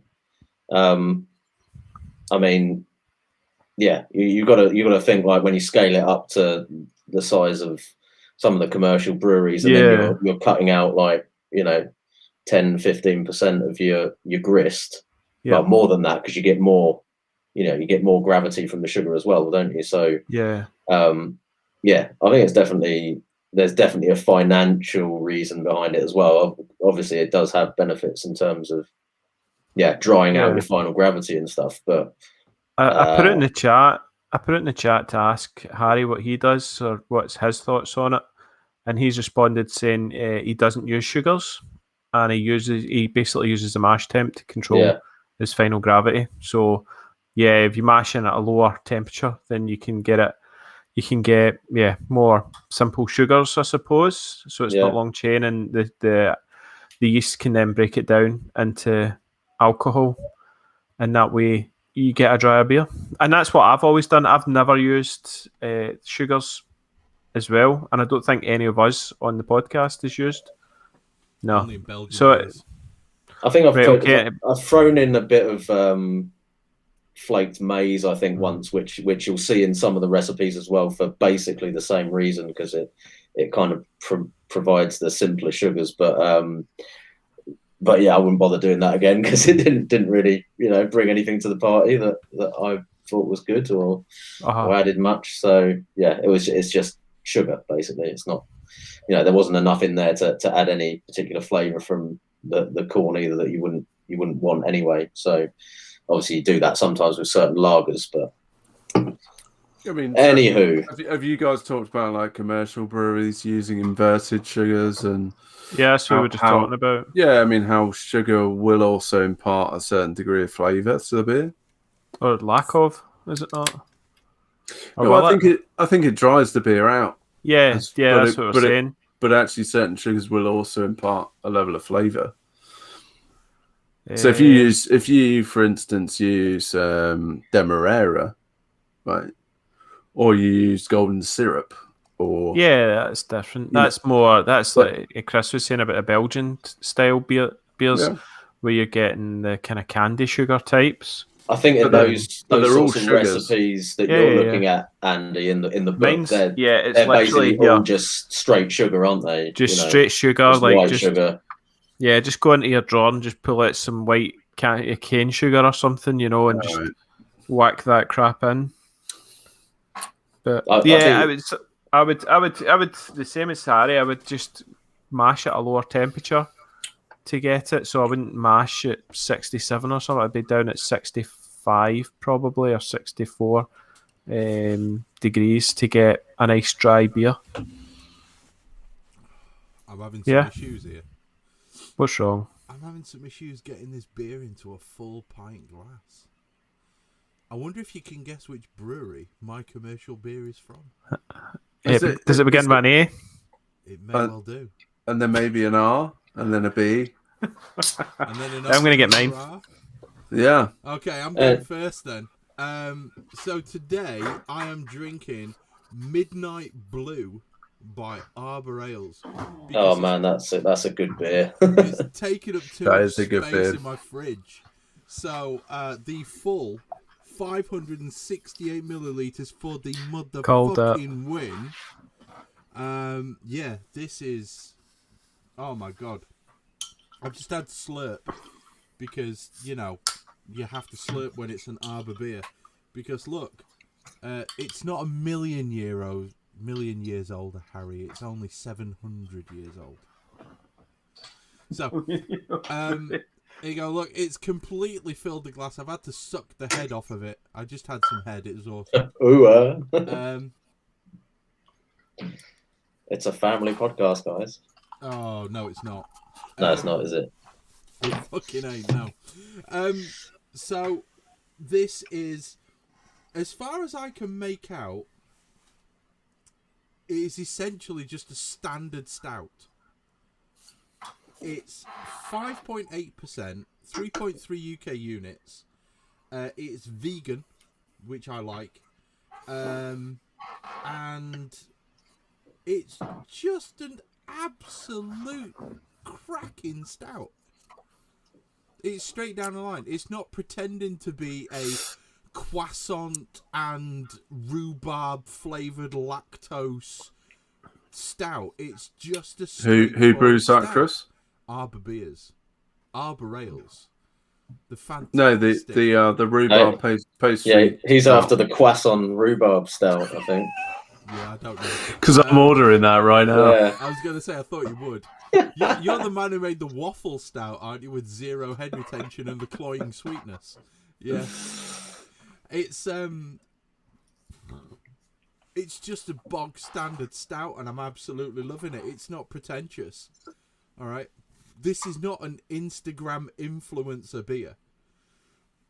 This is just a banger. Absolute banger. It's I've got to say I've had that beer before, and it's probably one of the best, just like normal standard stouts that I've ever had, by quite a way.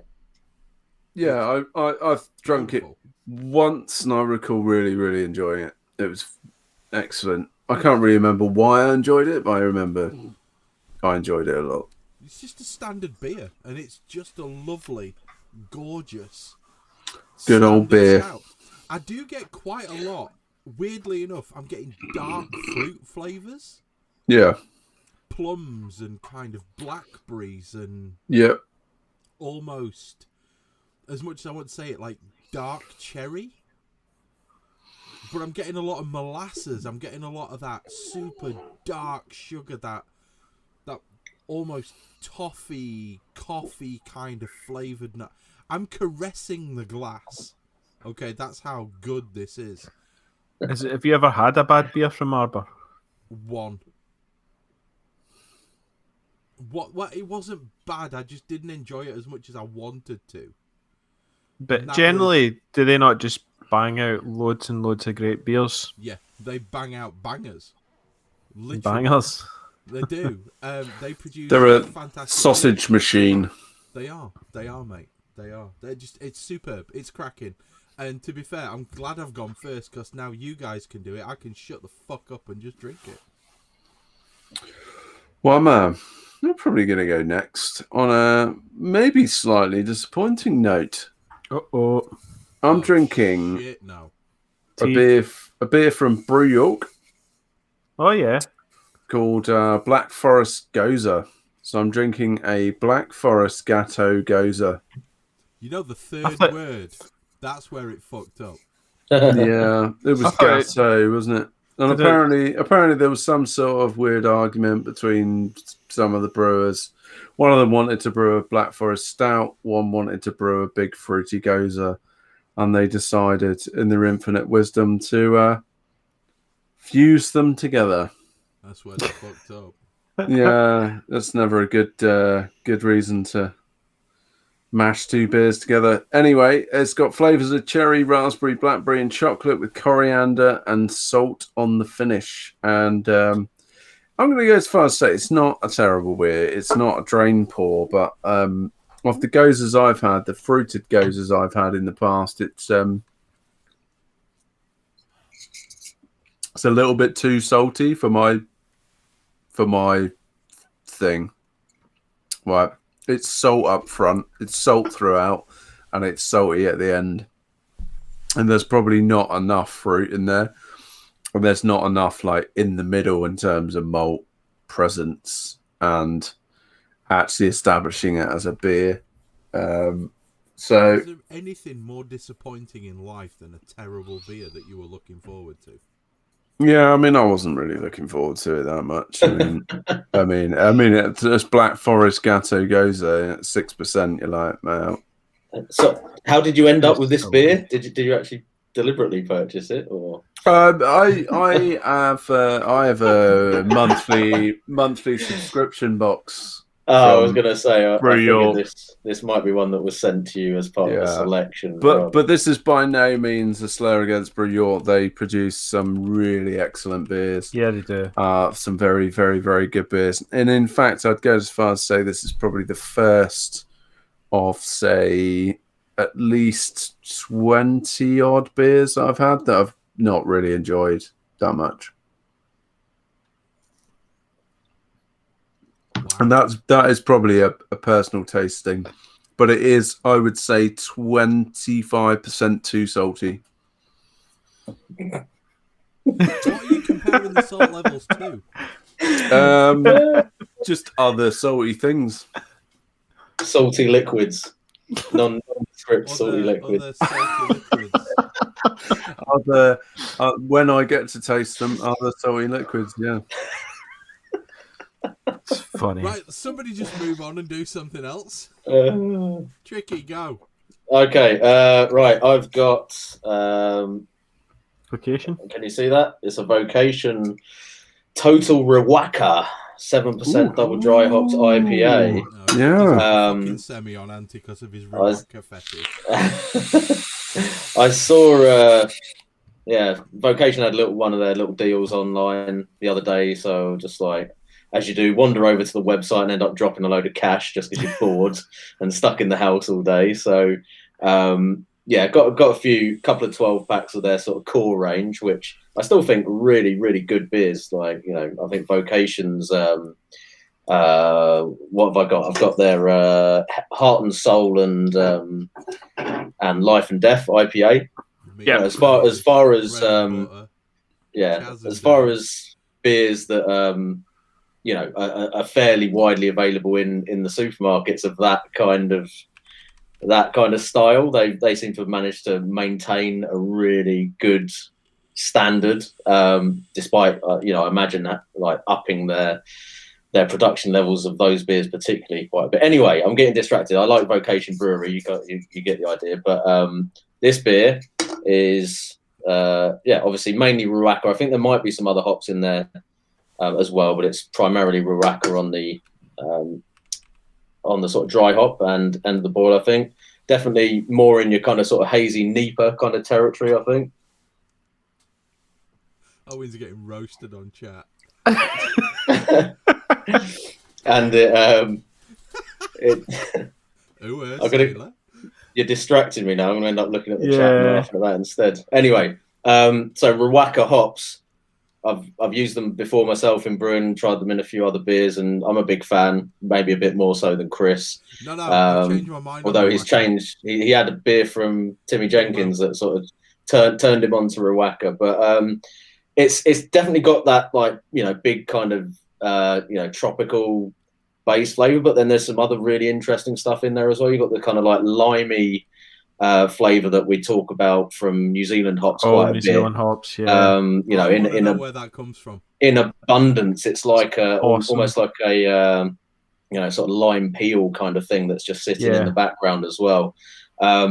This hop also for me has some slightly kind of lemongrass type flavors, a little bit of a sort of slightly herbal note to it as well, almost in a way reminiscent of some Thai spices in a really subtle way. But yeah, it's quite a complex hop, and it works really well in this beer. I like it. Yeah.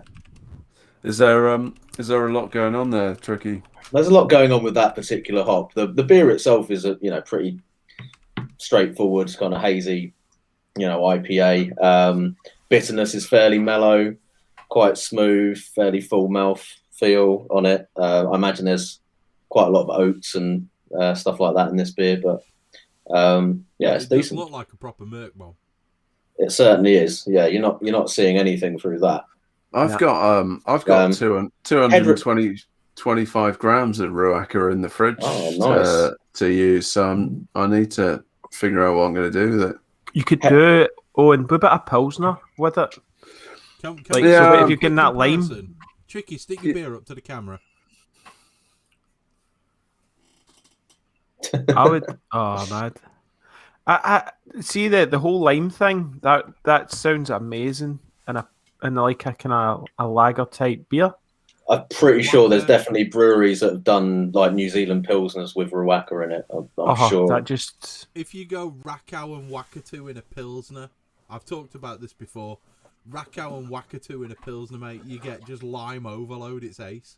I had a Pilsner from Unity Brewery recently, which was with Enigma, which is an Australian hop, I think, and that was really good.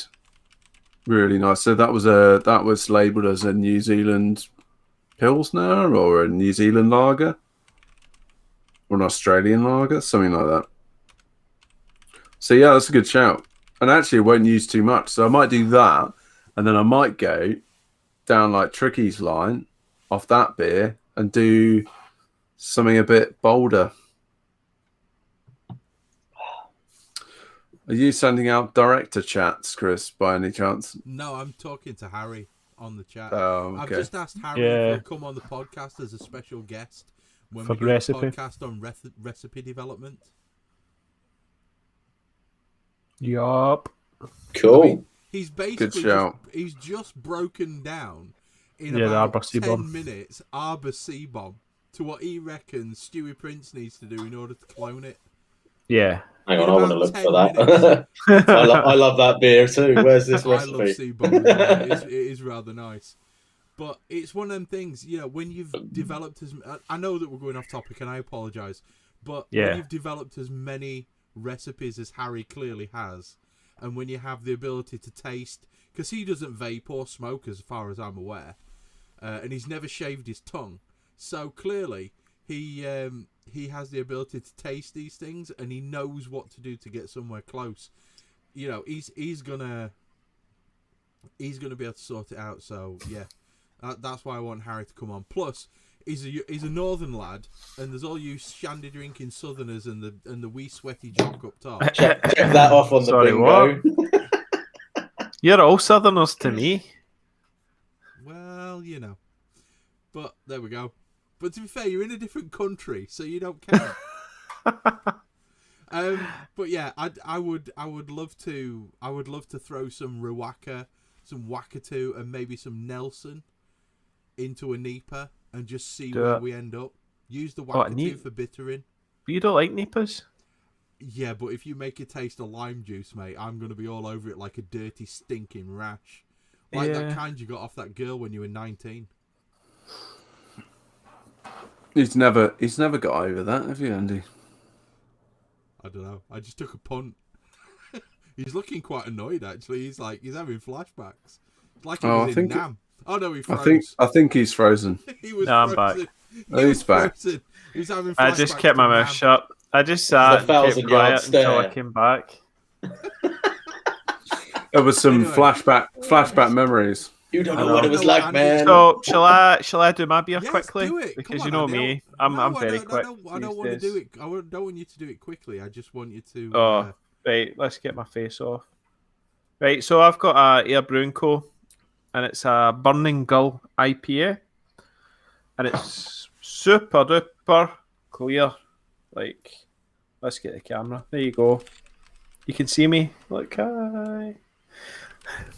It's a kind of like a lot of the beers have a similar sort of. I don't know if it's the water chemistry or what, or if it's the malt makeup, but some of the beers do smell quite similar, and it's a kind of slight. I don't know, if it's minerally, but there's a kind of thing that it's hard to put it on. Maybe it's the bittering hop they're using or something, but if that's going to come through, I don't know. But there's a kind of, it's maybe even just a slight wheat thing you get, but it's on with that as well. You've got this beer.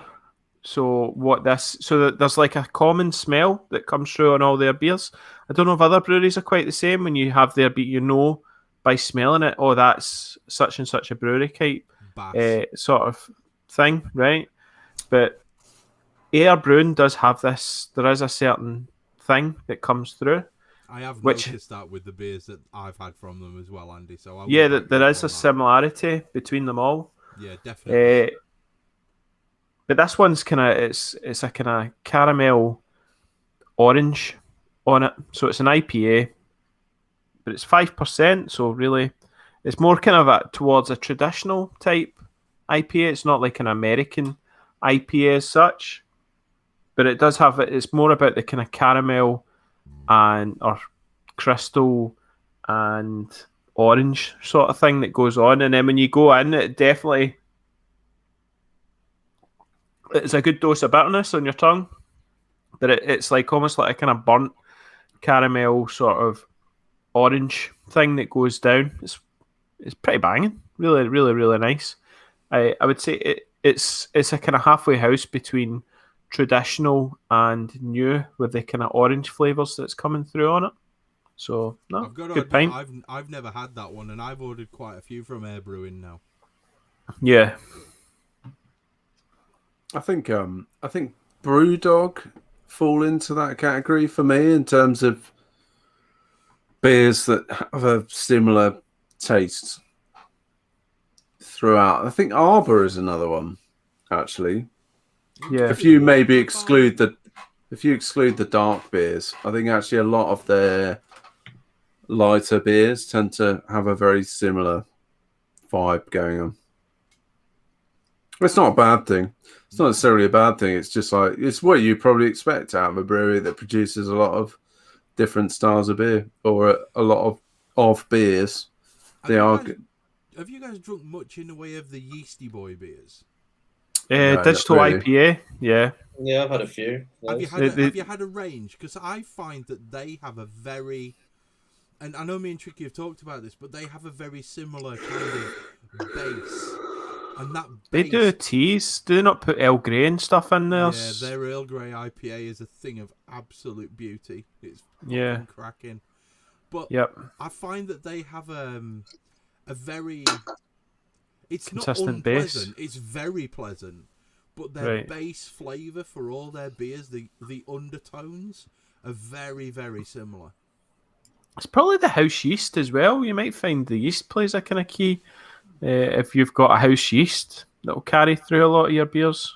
At the end of the day, if you're sustaining some key variables through every one of your beers, like you always use the same base malt, you always use the same yeast, you're gonna pick up on that in the flavor profile, aren't you? That's a good point, Owen. Just on like even just the base malt.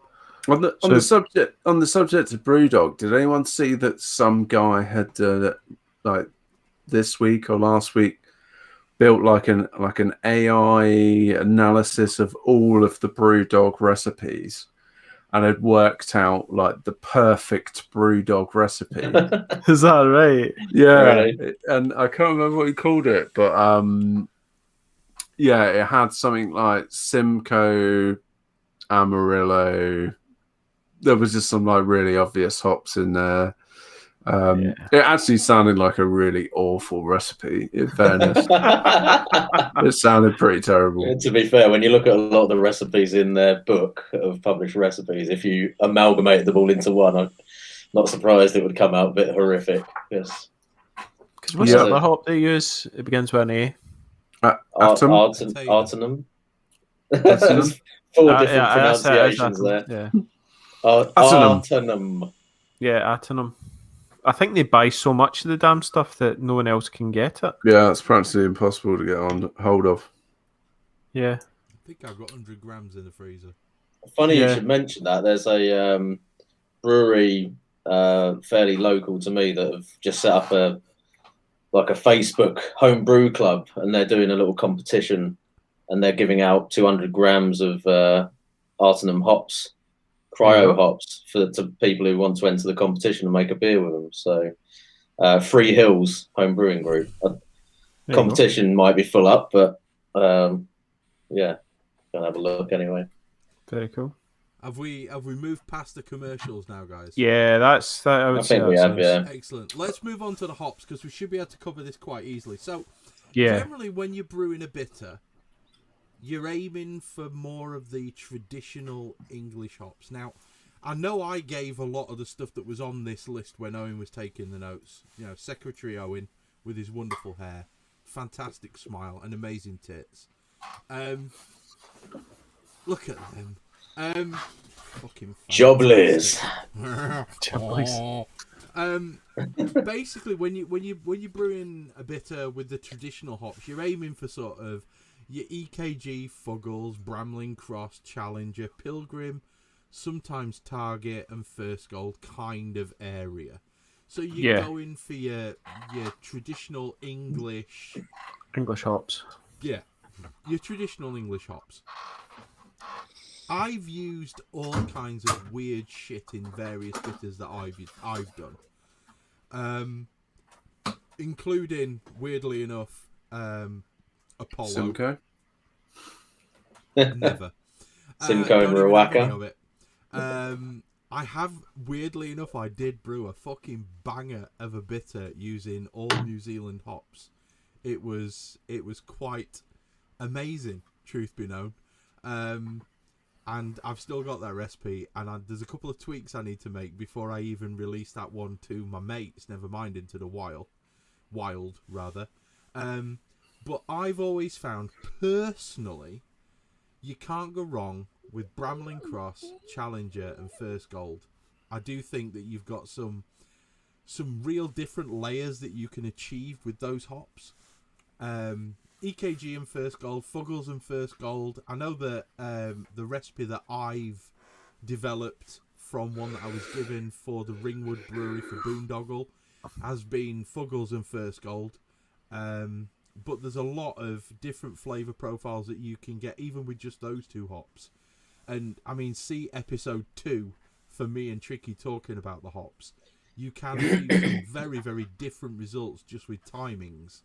So, as far as I'm sort of concerned, any one of those particular 7 hops, and you're going to be pretty much bang on the money.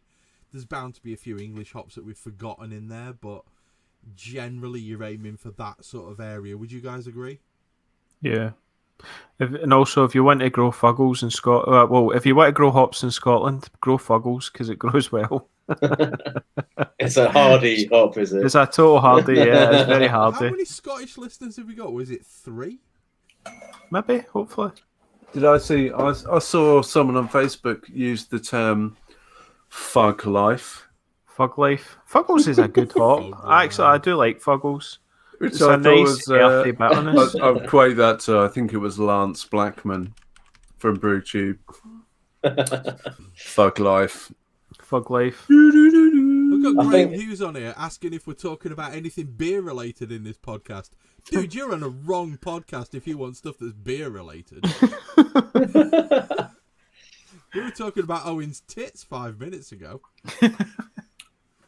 Just going back to the hopping stuff. I think if you're talking about like traditional commercial examples, you know EKG and Fuggles are like the Total. definitive kind of hops for the style, aren't they? Really, The like de yeah. facto. Oh yeah.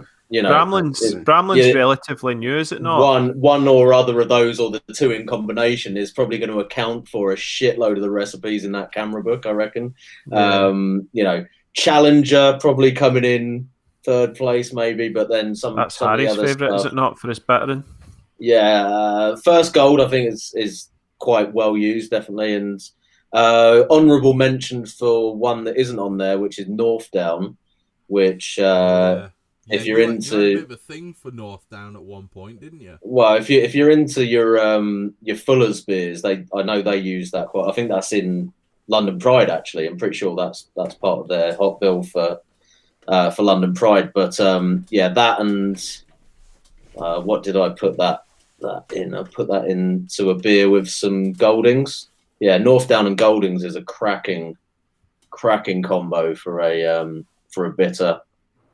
First Gold's a nice one as well. I like the English hops that you do get a little bit more of that kind of fruit flavour from, as well as the sort of earthy,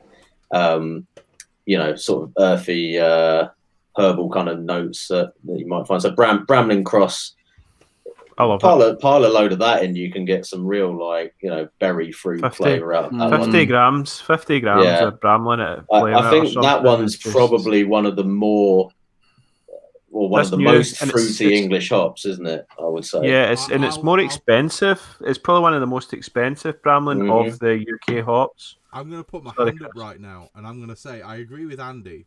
Bramling is quite expensive. However, probably one of the more interesting bitters that I had, and it was a cask bitter, was I had it at one of the local sort of pubs to me, which has got a big soft play area for the kids to go nuts. And they had one which was hopped purely with Jester. Oh, right. Yeah, that's a And new it UK hop now. worked really well. Yep. We're getting a lot of new hops coming out. There's lots of new hops. I think there's one called Godiva, an Archer, Mystic, Mystic. Harlequin. Yeah, I've heard good things about Mystic. Yeah, I need to try that. And actually, like, really coming in like a much higher alpha range. Generally, I think you've got some of the more classics, like we've not mentioned, is Progress and Pilgrim. I like Pilgrim. Pilgrim is a really good hop. Which I think actually, I've used that in an English IPA before, Progress, and it worked rather well. yeah, and I think they're actually really nice hops to use. And I think it actually I'm going to take us on a tangent slightly, but I think it's very easy actually for a lot of people joining homebrewing now, or certainly in the last few years. The attraction often is towards like New World hops. Yeah. Yes. And largely to overlook English And hops. we're all the same. Yeah, and I think we all fall into that category because American hops are sexier, aren't they? They've got more bold flavors. Yeah. They're rhetoric and they do on the Capitol building. Yeah, exactly. And just to point out, Trump got acquitted only a few hours ago. Don't. Which is a shame. Yeah, absolute. Well, he was never going to get done a second time, was he? You thought you thought they would grow balls and actually, not. We're not bringing politics to the into it, billion, Andy. We talk about but, this yeah. afterwards. We can have the political yeah. discussion when we finish recording. Yeah, the candy flossed head, orange twat waffle that man is. But He's a fucking thunder cunt is what he is, and I don't give a shit if he's the last president. Well, hopefully the American Fucking people wake arsehole. up to him the next time round. I think actually in reality, like I've fallen foul of overlooking the plethora that is to be on offer from English hops on my own doorstep at practically probably a third of the price of what I'm paying for Australian, New World, New Zealand, American hops, and in reality could be in the right way, if applied in the right way, could be delivering some really amazing flavors. You know, looking at this list I've got in front of me, you've got Ernest. Have you guys heard of Ernest? I've heard of it, but I've never used it. Great. You've got apricot, citrus, and spice. That sounds amazing. You've got Olicana, mango, grapefruit, and passion fruit. I will bang on. Tricky sent me a golden ale with Olicana in it. Is that UK? Semi for hours. Yeah. Olicana's UK. Spirit shops, yeah. Yeah. I will say one thing though about those sorts of hops, which I do is a little bit of a pet hate of mine, is the way that they do try and market them in terms of really pushing that, oh, it's like tropical fruit bomb and it's got all these different flavors. And it's like you're just setting people up for disappointment, I think, with those hops. It's like, look, don't try and tell people that it's going to be the English Citra or Mosaic or whatever, because it just doesn't. Fundamentally, I don't think that we can produce hops like that in the UK just because of the climate and the sun. and whatever. And that's and the soil. The terroir to give us the flavors or whatever. So, I just think that just tone back that marketing language a little bit and try and be a little bit more like realistic about where the intensity of flavor is going to sit with those hops, because some of them are fantastic. Don't get me wrong, but if you go and buy it on the basis of it being like compared to your American or New Zealand, super pungent, flavorful hops, and then you put it into a smash beer or something and taste it and just go, it kind of just tastes like a slightly more intense English, kind of hedgerow fruit sort of thing. I think it's take it with a pinch of salt. Exactly. It's not like you're going to be wanting to smash out a New England IPA with these. No, exactly. But that's the thing. You read the descriptors of it, and you would go, "Oh, I could make a New England IPA with this." And it's like, what are you thinking? I'm looking at passion fruit, peach, and pineapple. Yeah. I'm like, exactly. Come on, let's bang that in a 7.5% IPA. Let's go. But then when it comes out tasting like just a bit of fruit with your usual musty shed English hop character, it's not really gonna nail it down for you, is it? Anyway, just my mini rant there about trying to sell. That's good. Those English hop. I think I talked about this probably on the that hop podcast that you mentioned before, Chris, where we definitely went down that road as well. I think talking about trying to oversell the flavor profile. Sell it as what it is. It's like the classic English hop character, but with some extra fruitiness there. English. We're understated people. We don't laugh unless we have to.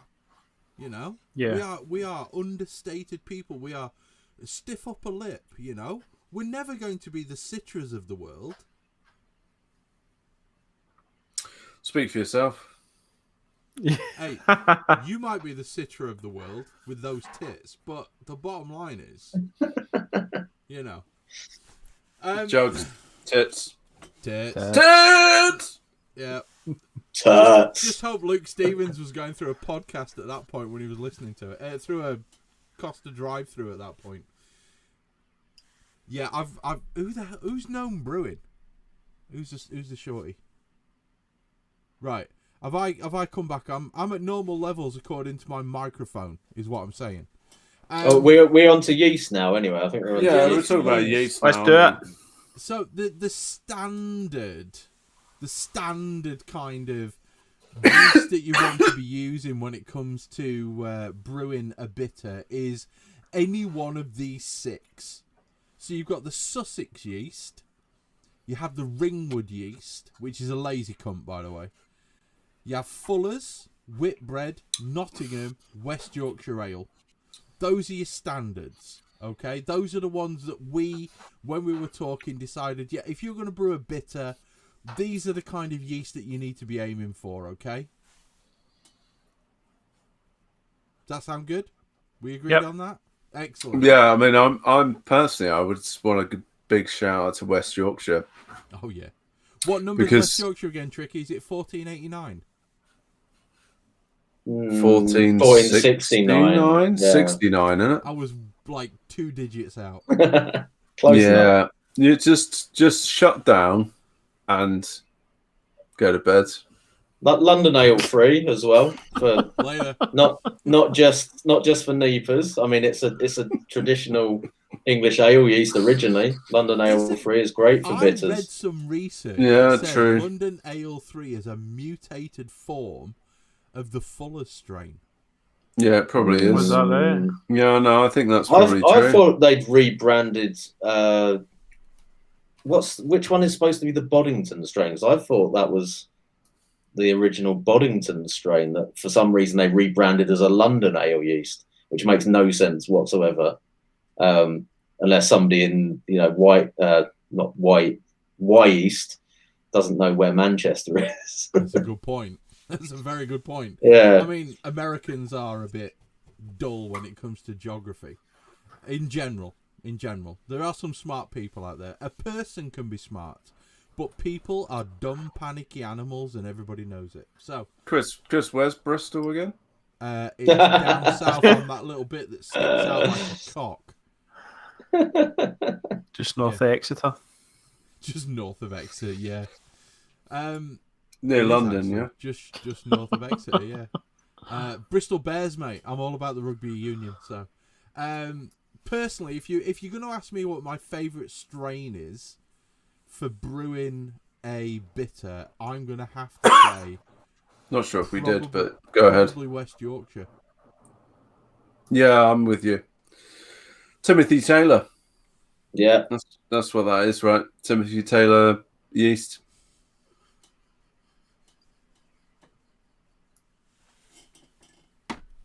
Move on. Was there a funny? You're right there, Chris. Harry's got an aromatic cone. It's very good. What can you say? Right, I need to stop reading chat because it's really putting me off. Aromatic in what way? I think cheesy. Let's move on. Hang on, I would just one thing on the yeast side of things. I think this is when people talk about like dry yeast versus liquid yeast. I think when you're making English bitters and ales and stuff like that, this is one of the situations where, for me personally, I think this is one of the reasons why you should start trying out liquid yeast, because the variety that's on offer in terms of options to use for bitters and that those sorts of styles is so much wider when it comes to the liquid yeast available to you, as opposed to just going with like. There's SO4, and then you've got Nottingham. Yeah, are probably what options. What is SO4 then? What strain is that? Whitbread, is it? I think most people say that it's kind of from the Whitbread strain or derivative of it. And don't get me wrong, like SO4 is a perfectly decent yeast, but like me, to my personal taste, I just recognise the flavour profile from that yeast in so many sort of microbreweries and stuff that just use it by default, that it's kind of like it's such a well-trodden kind of flavor profile. It almost bores me in a way. Do you know what I mean? Like, I've tasted so many beers that use that yeast that it's like trying something made with West Yorkshire yeast, for example, opposed to that is a bit of a revelation, because it's like, oh wow, there's so much more going on.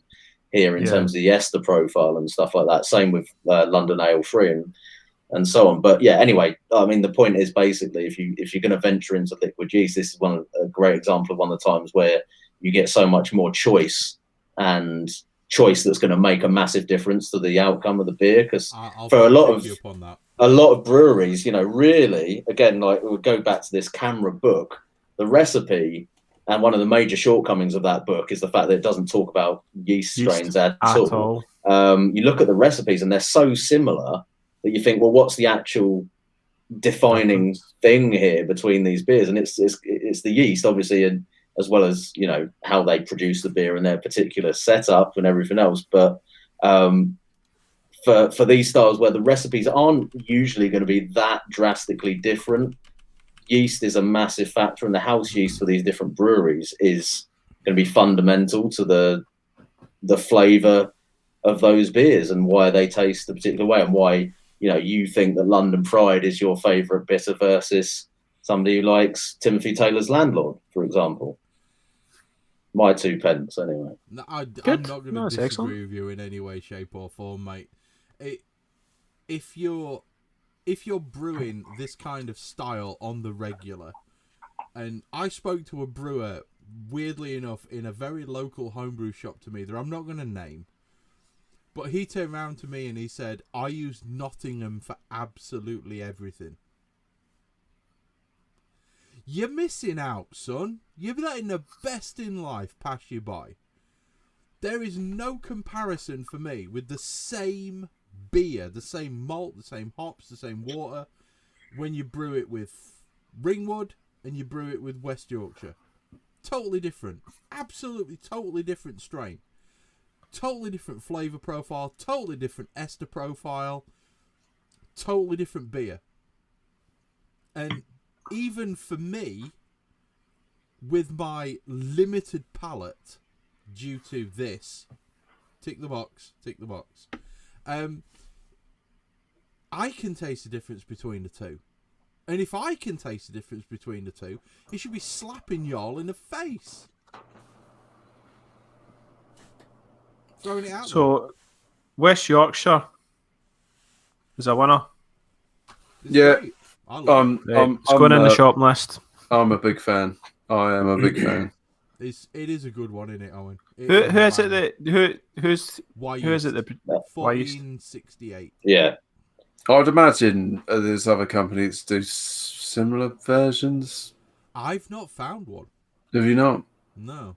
I'm not sure if they do have a White Labs equivalent or I'm not sure if any of the ones carry it. Shocker. But yeah, West Yorkshire's there. My top 3 would be West Yorkshire, Fuller's, and London Ale Free for bitters. And just to jump in on what Harry's just said, Nottingham is good for bitters and it is good for stouts, but you can't really compare a lager brewed with Nottingham to one brewed with L13 Global. And this guy literally brewed everything. Lagers, Belgians, stouts, bitters, fucking Neepers, everything with Nottingham. And yeah, that's why I don't drink his beers. Did they buy a 500-gram brick? Is that what it was? I think he bought a 25-kilo brick. I think we all know the dangers of that, Andy, don't we? Yeah, we do. Yeah, we know somebody who buys bricks of stuff and then can't. Yeah. Then doesn't want them. Let's move on to water profiles because we're nearly at the 2-hour mark here. Yeah. Water profiles. Fucking hell. Generally, Burton-on-Trent. I mean, I'm not sure if there's an argument there. Burton-on-Trent's water profile is ridiculous. It's like it's crazy. The sulfate level is just redonkulous, isn't it? Yeah. I mean, a lot of people would associate that with IPAs, maybe a bit more. So probably more, yeah. Yeah. I mean, but there's a lot of variation in terms of what people consider Burtonizing your water as well. I think some of the water profiles you'll see in the software and stuff, it's like crazy, and then other people will just say, oh, it's just basically going for a higher sulfate ratio than normal. I don't know.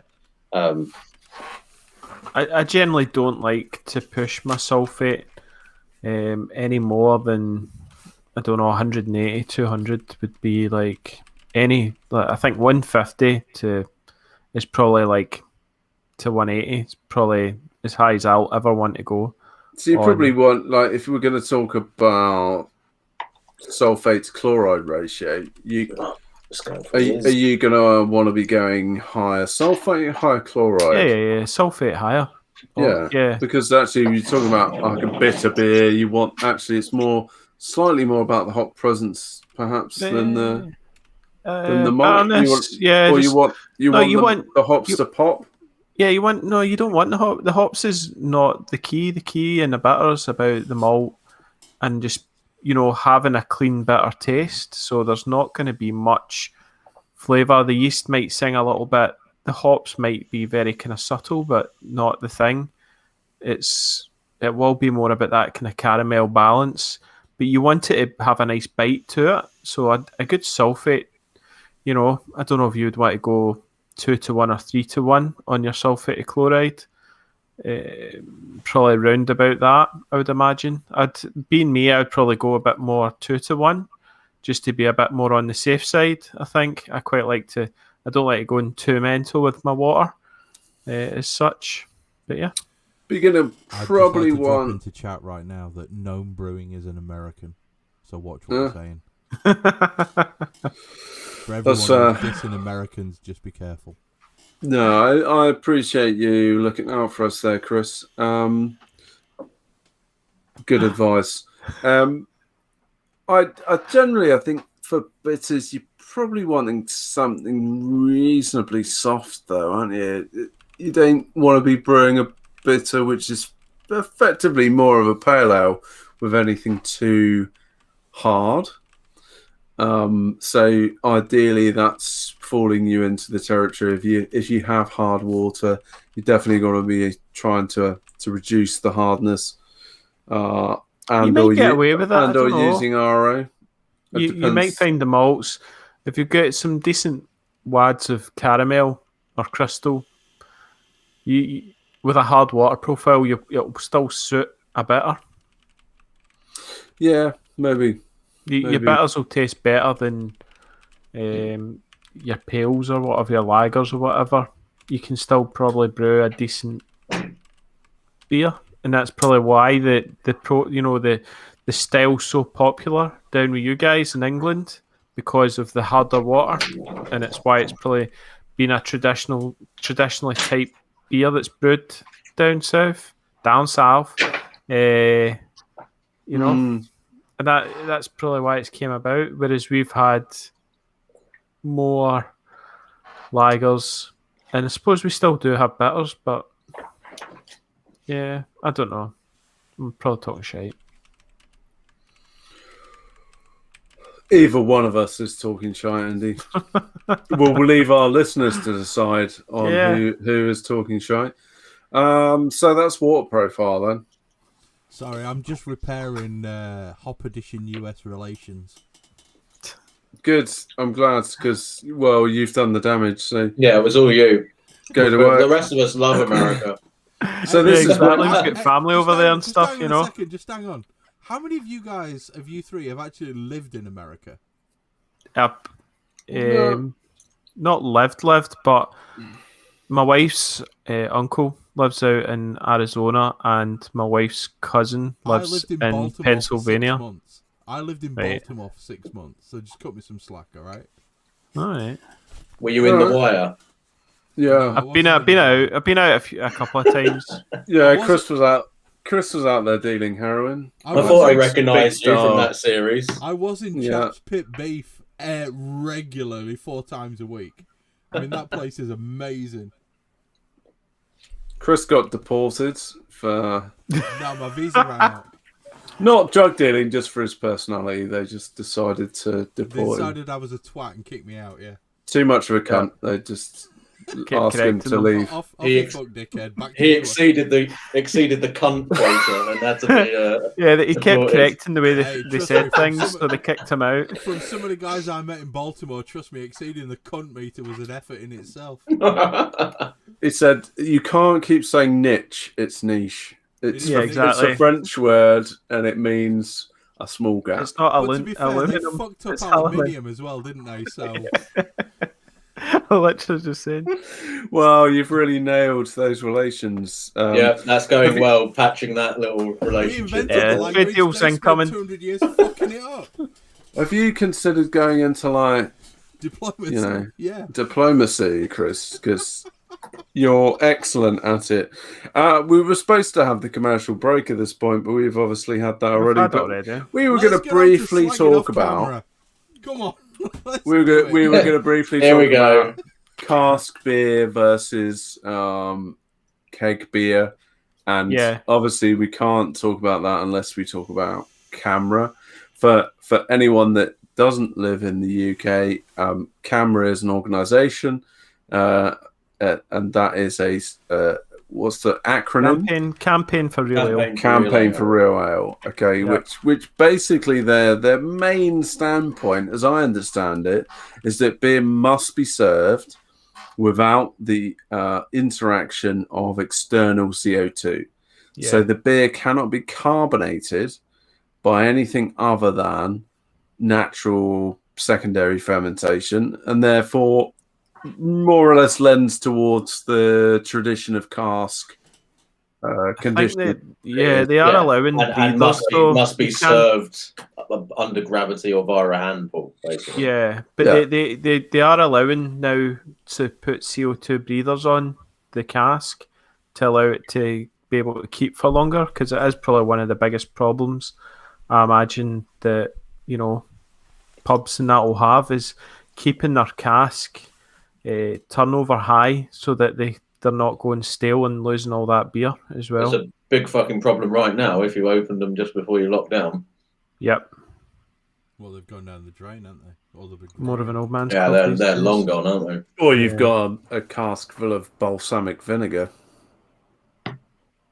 Cask. That's what I was saying. So Harry says they do accept cask aspirators. I've heard that, and what that allows it allows the beer to keep for longer. So if you do have quite a small pub and maybe you don't have the high turnover in the cask, you can put an aspirator on to allow it to keep for longer.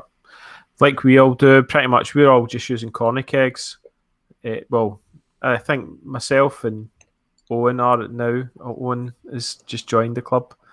So, but it's a case of, cask beer engine, and I'm not smashing a keg in 3 days. Like, no way am I smashing a keg in 3 days, unless it's a 3% and I'm having, I maybe have a couple of people to come and help me or something. But generally, if I want to enjoy stuff in the beer engine, I want it to keep.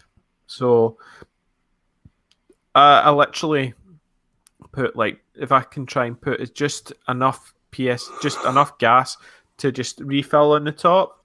I don't even need to carbonate the damn thing. Like, I literally just put, if I can get between 1 and 3 or 5 psi on the head, when you pull that through, just through the natural fermentation, I find in my Chronicle fermenter, I find there's natural carbonation within that beer. And when you pull it through a beer engine, like, it just knocks all the CO2 out and you get a lovely head on it. So there's not that much of a need, I don't find anyway, for my stuff to get any carbonation on it, really, or forcing any carbonation into the beer itself. Yeah. There you go. I think, well, that's interesting in terms of the development of converted hand pulls that homebrewers are now using to be able to, what's the particular valve, like a check valve? Yeah, so the one I've got, use. Yeah, a check valve allows it's a demand type valve. So if you didn't have that demand valve there, because there is 1 psi on the keg, it would literally just push it all out the beer engine. It would actually just come out. Whereas that then it notices when there's a demand on one side, and then it lets the beer flow through. I'm just looking at it just now in all its glory, but I don't have any beer on it just now. I've smashed it all, and it's probably going to be another couple of brews before I can get another, probably a bitter. We'll get a bitter. So just to take the conversation up a level, I think that's something that's sort of come to homebrewers reasonably recently in the UK in terms of being able to now have like hand pull pumps without having to actually homebrew Griffo. Blame him. Without actually having to use casks or bags in boxes or poly pins, where you can actually keep the beer fresh for longer and not have wastage and not have to drink the whole 19 liters in 3 days, which is awesome. Yeah. But historically and even today, like bitter traditionally is served from cask.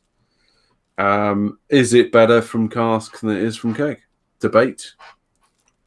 Well, Andy's the one who's actually got the two things sort of side by side. So what's your take on it first of all? You know what I mean? We can all weigh in. No, I know, but as far as like being able to compare literally like a beer that's on keg versus on cask. Right, okay. So what I've found is I've had hoppy beers, so I've put in a kind of paleo hoppy, like the neck oil went onto the cask type beer engine, and without the carbonic bite from when it gets so much hops in it, you really need that offset with the carbonic bite from the CO2, and I find it just doesn't work. Whereas when I put that, what I did was then I just raised up the gas. I got so far and I was just like, I'm not enjoying this beer. I'm actually going to toss it because it's just not good on the beer engine. I put it on, because it's on a corny, I just knock up the gas, force carbonate it, and then take it out the party tap, and oh my goodness, total different beer. Whereas what I find is the beers that really, really suit the engine is the beers we're talking about tonight. It's the bitters, the kind of amber type beers, traditional with Fuggles, EKG, Bramlin, sort of, those kind of real ale type beers just are amazing on it and just shine right through. It needs to have that, it has to be slightly dry, I find. If you've got that, if you're hitting about 10,008, it's got that nice kind of dryness to it that gives it the crispness without the CO2, because it's not got the carbonic sort of bite on it. It just seems to just work that way. So hence the reason why a lot of breweries perhaps use sugars to dry the beers out. Yeah. Because it just makes it that bit sharper in terms of... You can control that with your mash temp. Harry said that earlier in the chat. You can lower your mash temp to get a drier beer, so you don't have to put sugars. Yeah, no, of course, yeah. And I find that, and even sometimes like a bit of that, a bit of wheat. Wheat's really good for drying out a beer as well. So I quite like, especially the Chateau Blanc, the white wheat is really good for that. It doesn't give the wheat flavors, but it gives it the kind of a slightly drier finish, and obviously good lacing and all that as well. Wait, you've used white wheat before, have you, Andy? I prefer it. Big fan. Big fan. And it was I was speaking with the guys. It was at one of these beer festival types where all the brewers were serving the beers, and I got chatting to Overtone, which is the NEPA brewery up in Glasgow, and the guys put me on to white wheat. They says that is probably one of the biggest things that they find makes the beer awesome. And so I've been using it, and a couple of my mates as well. One of my mates, Raymond, he went and bought a 25 kilo sack. He loves it that much. Wow. So he tends to put at least a kilo in all of his beers. And to be honest, was it last Friday? I had a whole load of his beers and I got absolutely wrecked on them, and they were amazing. So there must be something good about it. So yeah, I bought about 5 kilos fairly recently on your recommendation. I've used them a few beers and been pretty impressed. Definitely a different flavour profile to your red wheat. Yeah, definitely. It's not got that crazy wheat flavour that you'd normally get. It definitely makes it a kind of a smoother beer, but you get great head and lacing and stuff from it. Yeah, we all love good head. What is generally sold as just malted wheat is your red wheat? Is that? Yeah. Is that yeah? Yeah. Unless it's specifically labelled as white wheat, it's Chateau Blanc. So it's I think it's a Belgian company. I think it's at Castle Maltons or something. I don't know. I'm not sure. Yeah. But I think it's called. I think anything that has Chateau in front of it is the Castle Maltings, isn't it? Yeah. So it's Chateau Blanc wheat. is the one. Okay, cool. I'll have to check that out. Yeah, it's I very... have a friend that has a fairly small farmstead out in North Devon, who is planting some wheat this year.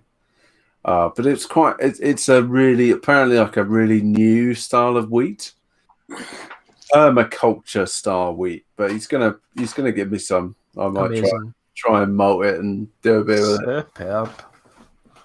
Yeah, should be fun. That's got to be worth a video, hasn't it? Owen malts his own wheat. Yeah, that'd be a crank video. I'd watch it. Can't wait. Sorry, guys, I've just had to lean away from the microphone for a little while there because I had cramp in my legs, weirdly enough. Oh, dear. Oh, are you okay?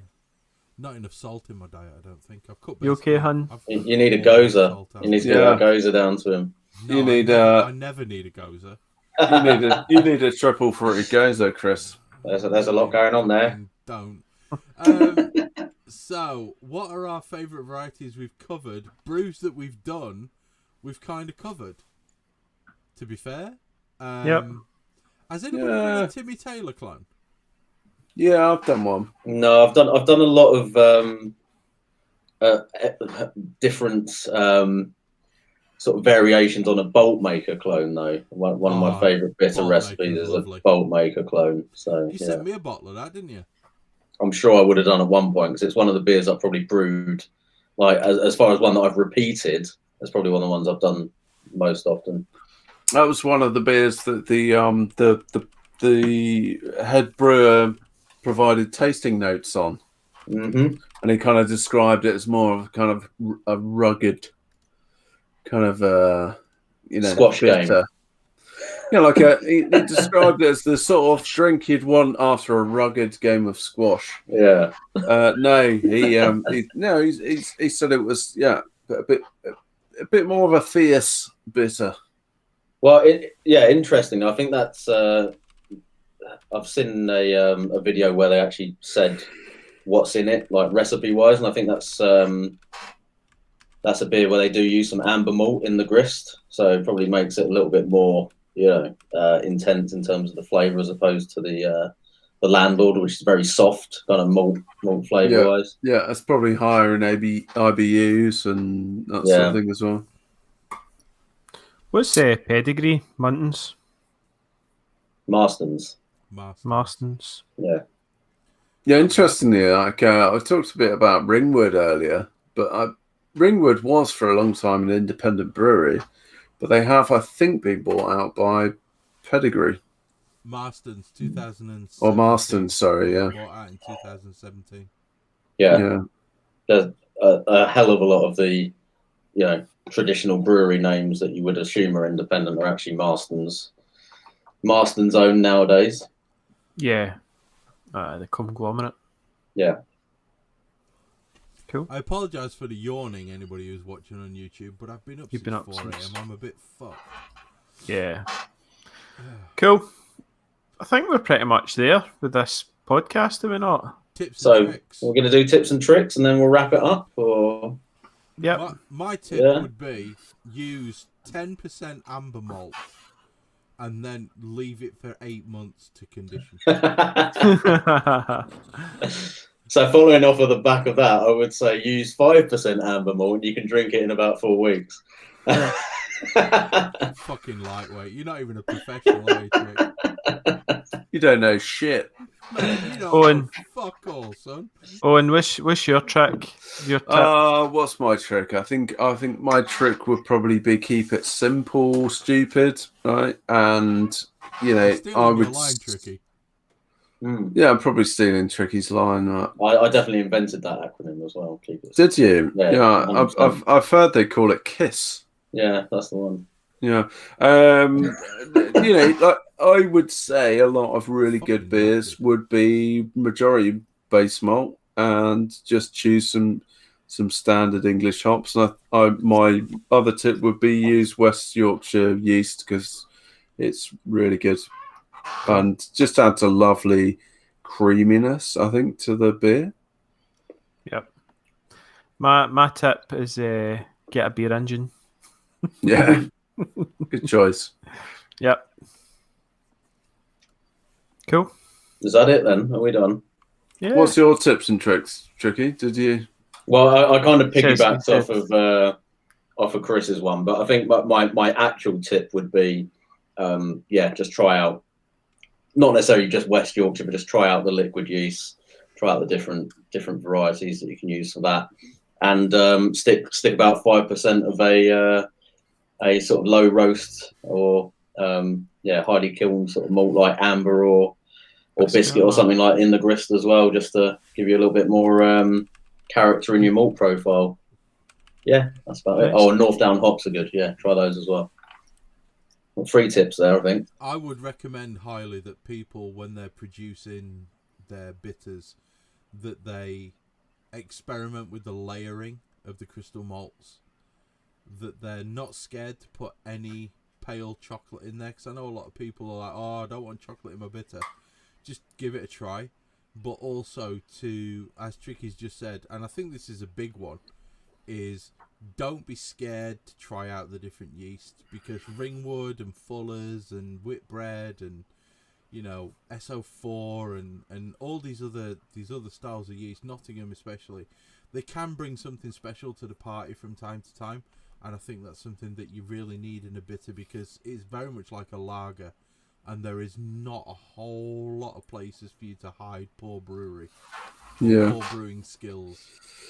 I'd agree with that, Chris. I think another tip from me would be patience. I think this is a beer style that requires some patience throughout the process, but in particular, once you've actually bottled it or kegged it, is don't bother trying to drink it for at least 6 weeks. In reality, I think that it's just a beer, particularly generally you find with malt forward type beers, you just have to give them a little bit of time before they're really worth drinking, and don't expect a beer, or don't write off a beer if it's no good after 2 weeks in the keg. Yep. Definitely. I'd agree with that. That for sure. Good. So, I think that brings to a close our episode on bitters. It's a style that seems simple to begin with, but the reality is that it can be quite a complicated style. There is a lot of places for you to fall down, and I think that if you make a good bitter, you'll know that you've made a good bitter. I think it's that simple. We've got Gnome Brewing in the YouTube chat who's saying that he's struggling to find any decent English bitter styles in the US. If you want recipes, mate, just drop onto BrewTube and ask around. Clive Cutter will probably send you his ESB recipe. I know I'll happily share my bitter recipes with you. Just ignore the names of them, because they're all named after people that I know. Which is why my amber bitter recipe is called Miserable Cunt, because it's named after my dad.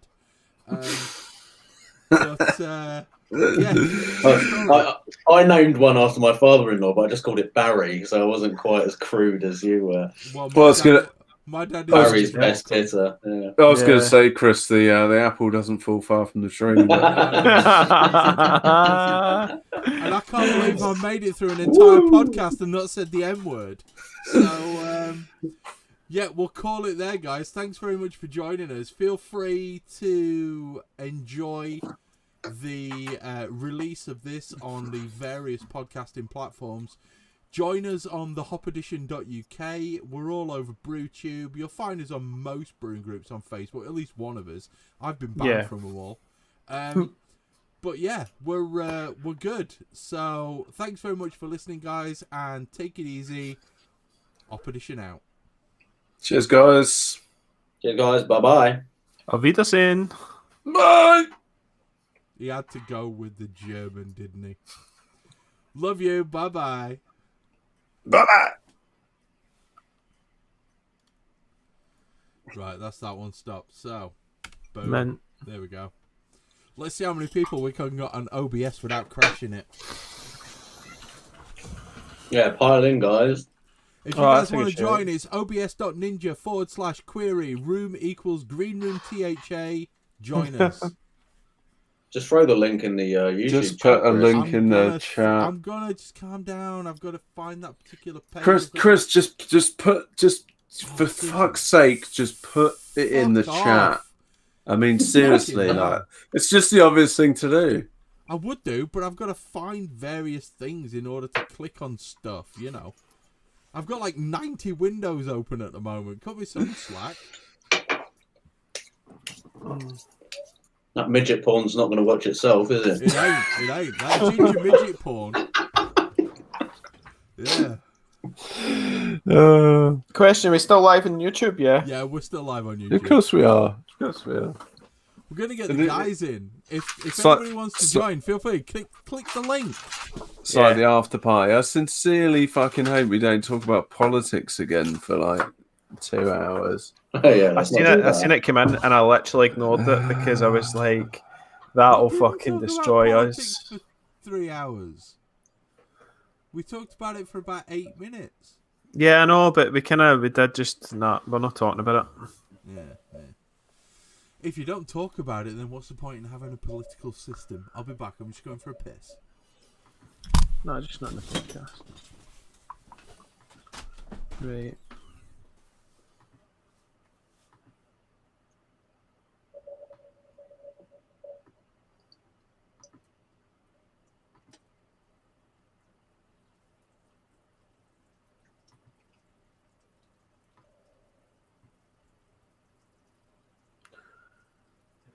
So 22.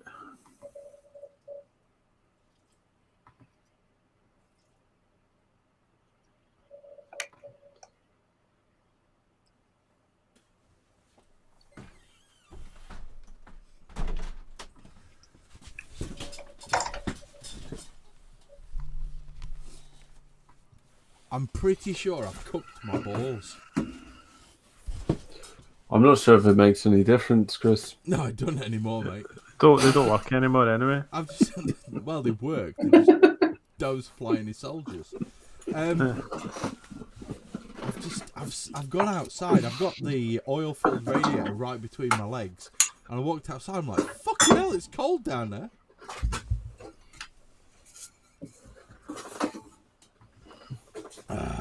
Have you guys just spent the last 30 seconds slagging me off?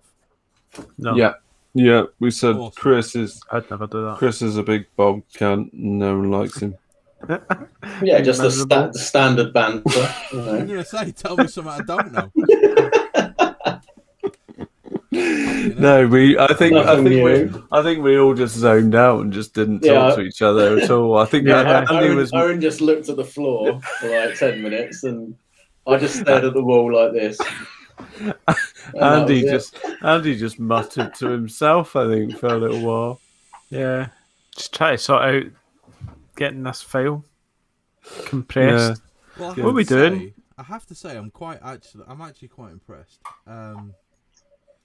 Should we come off YouTube now? Yeah, just give me a minute. Let me save this. Episode 22, isn't it? Black Velvet.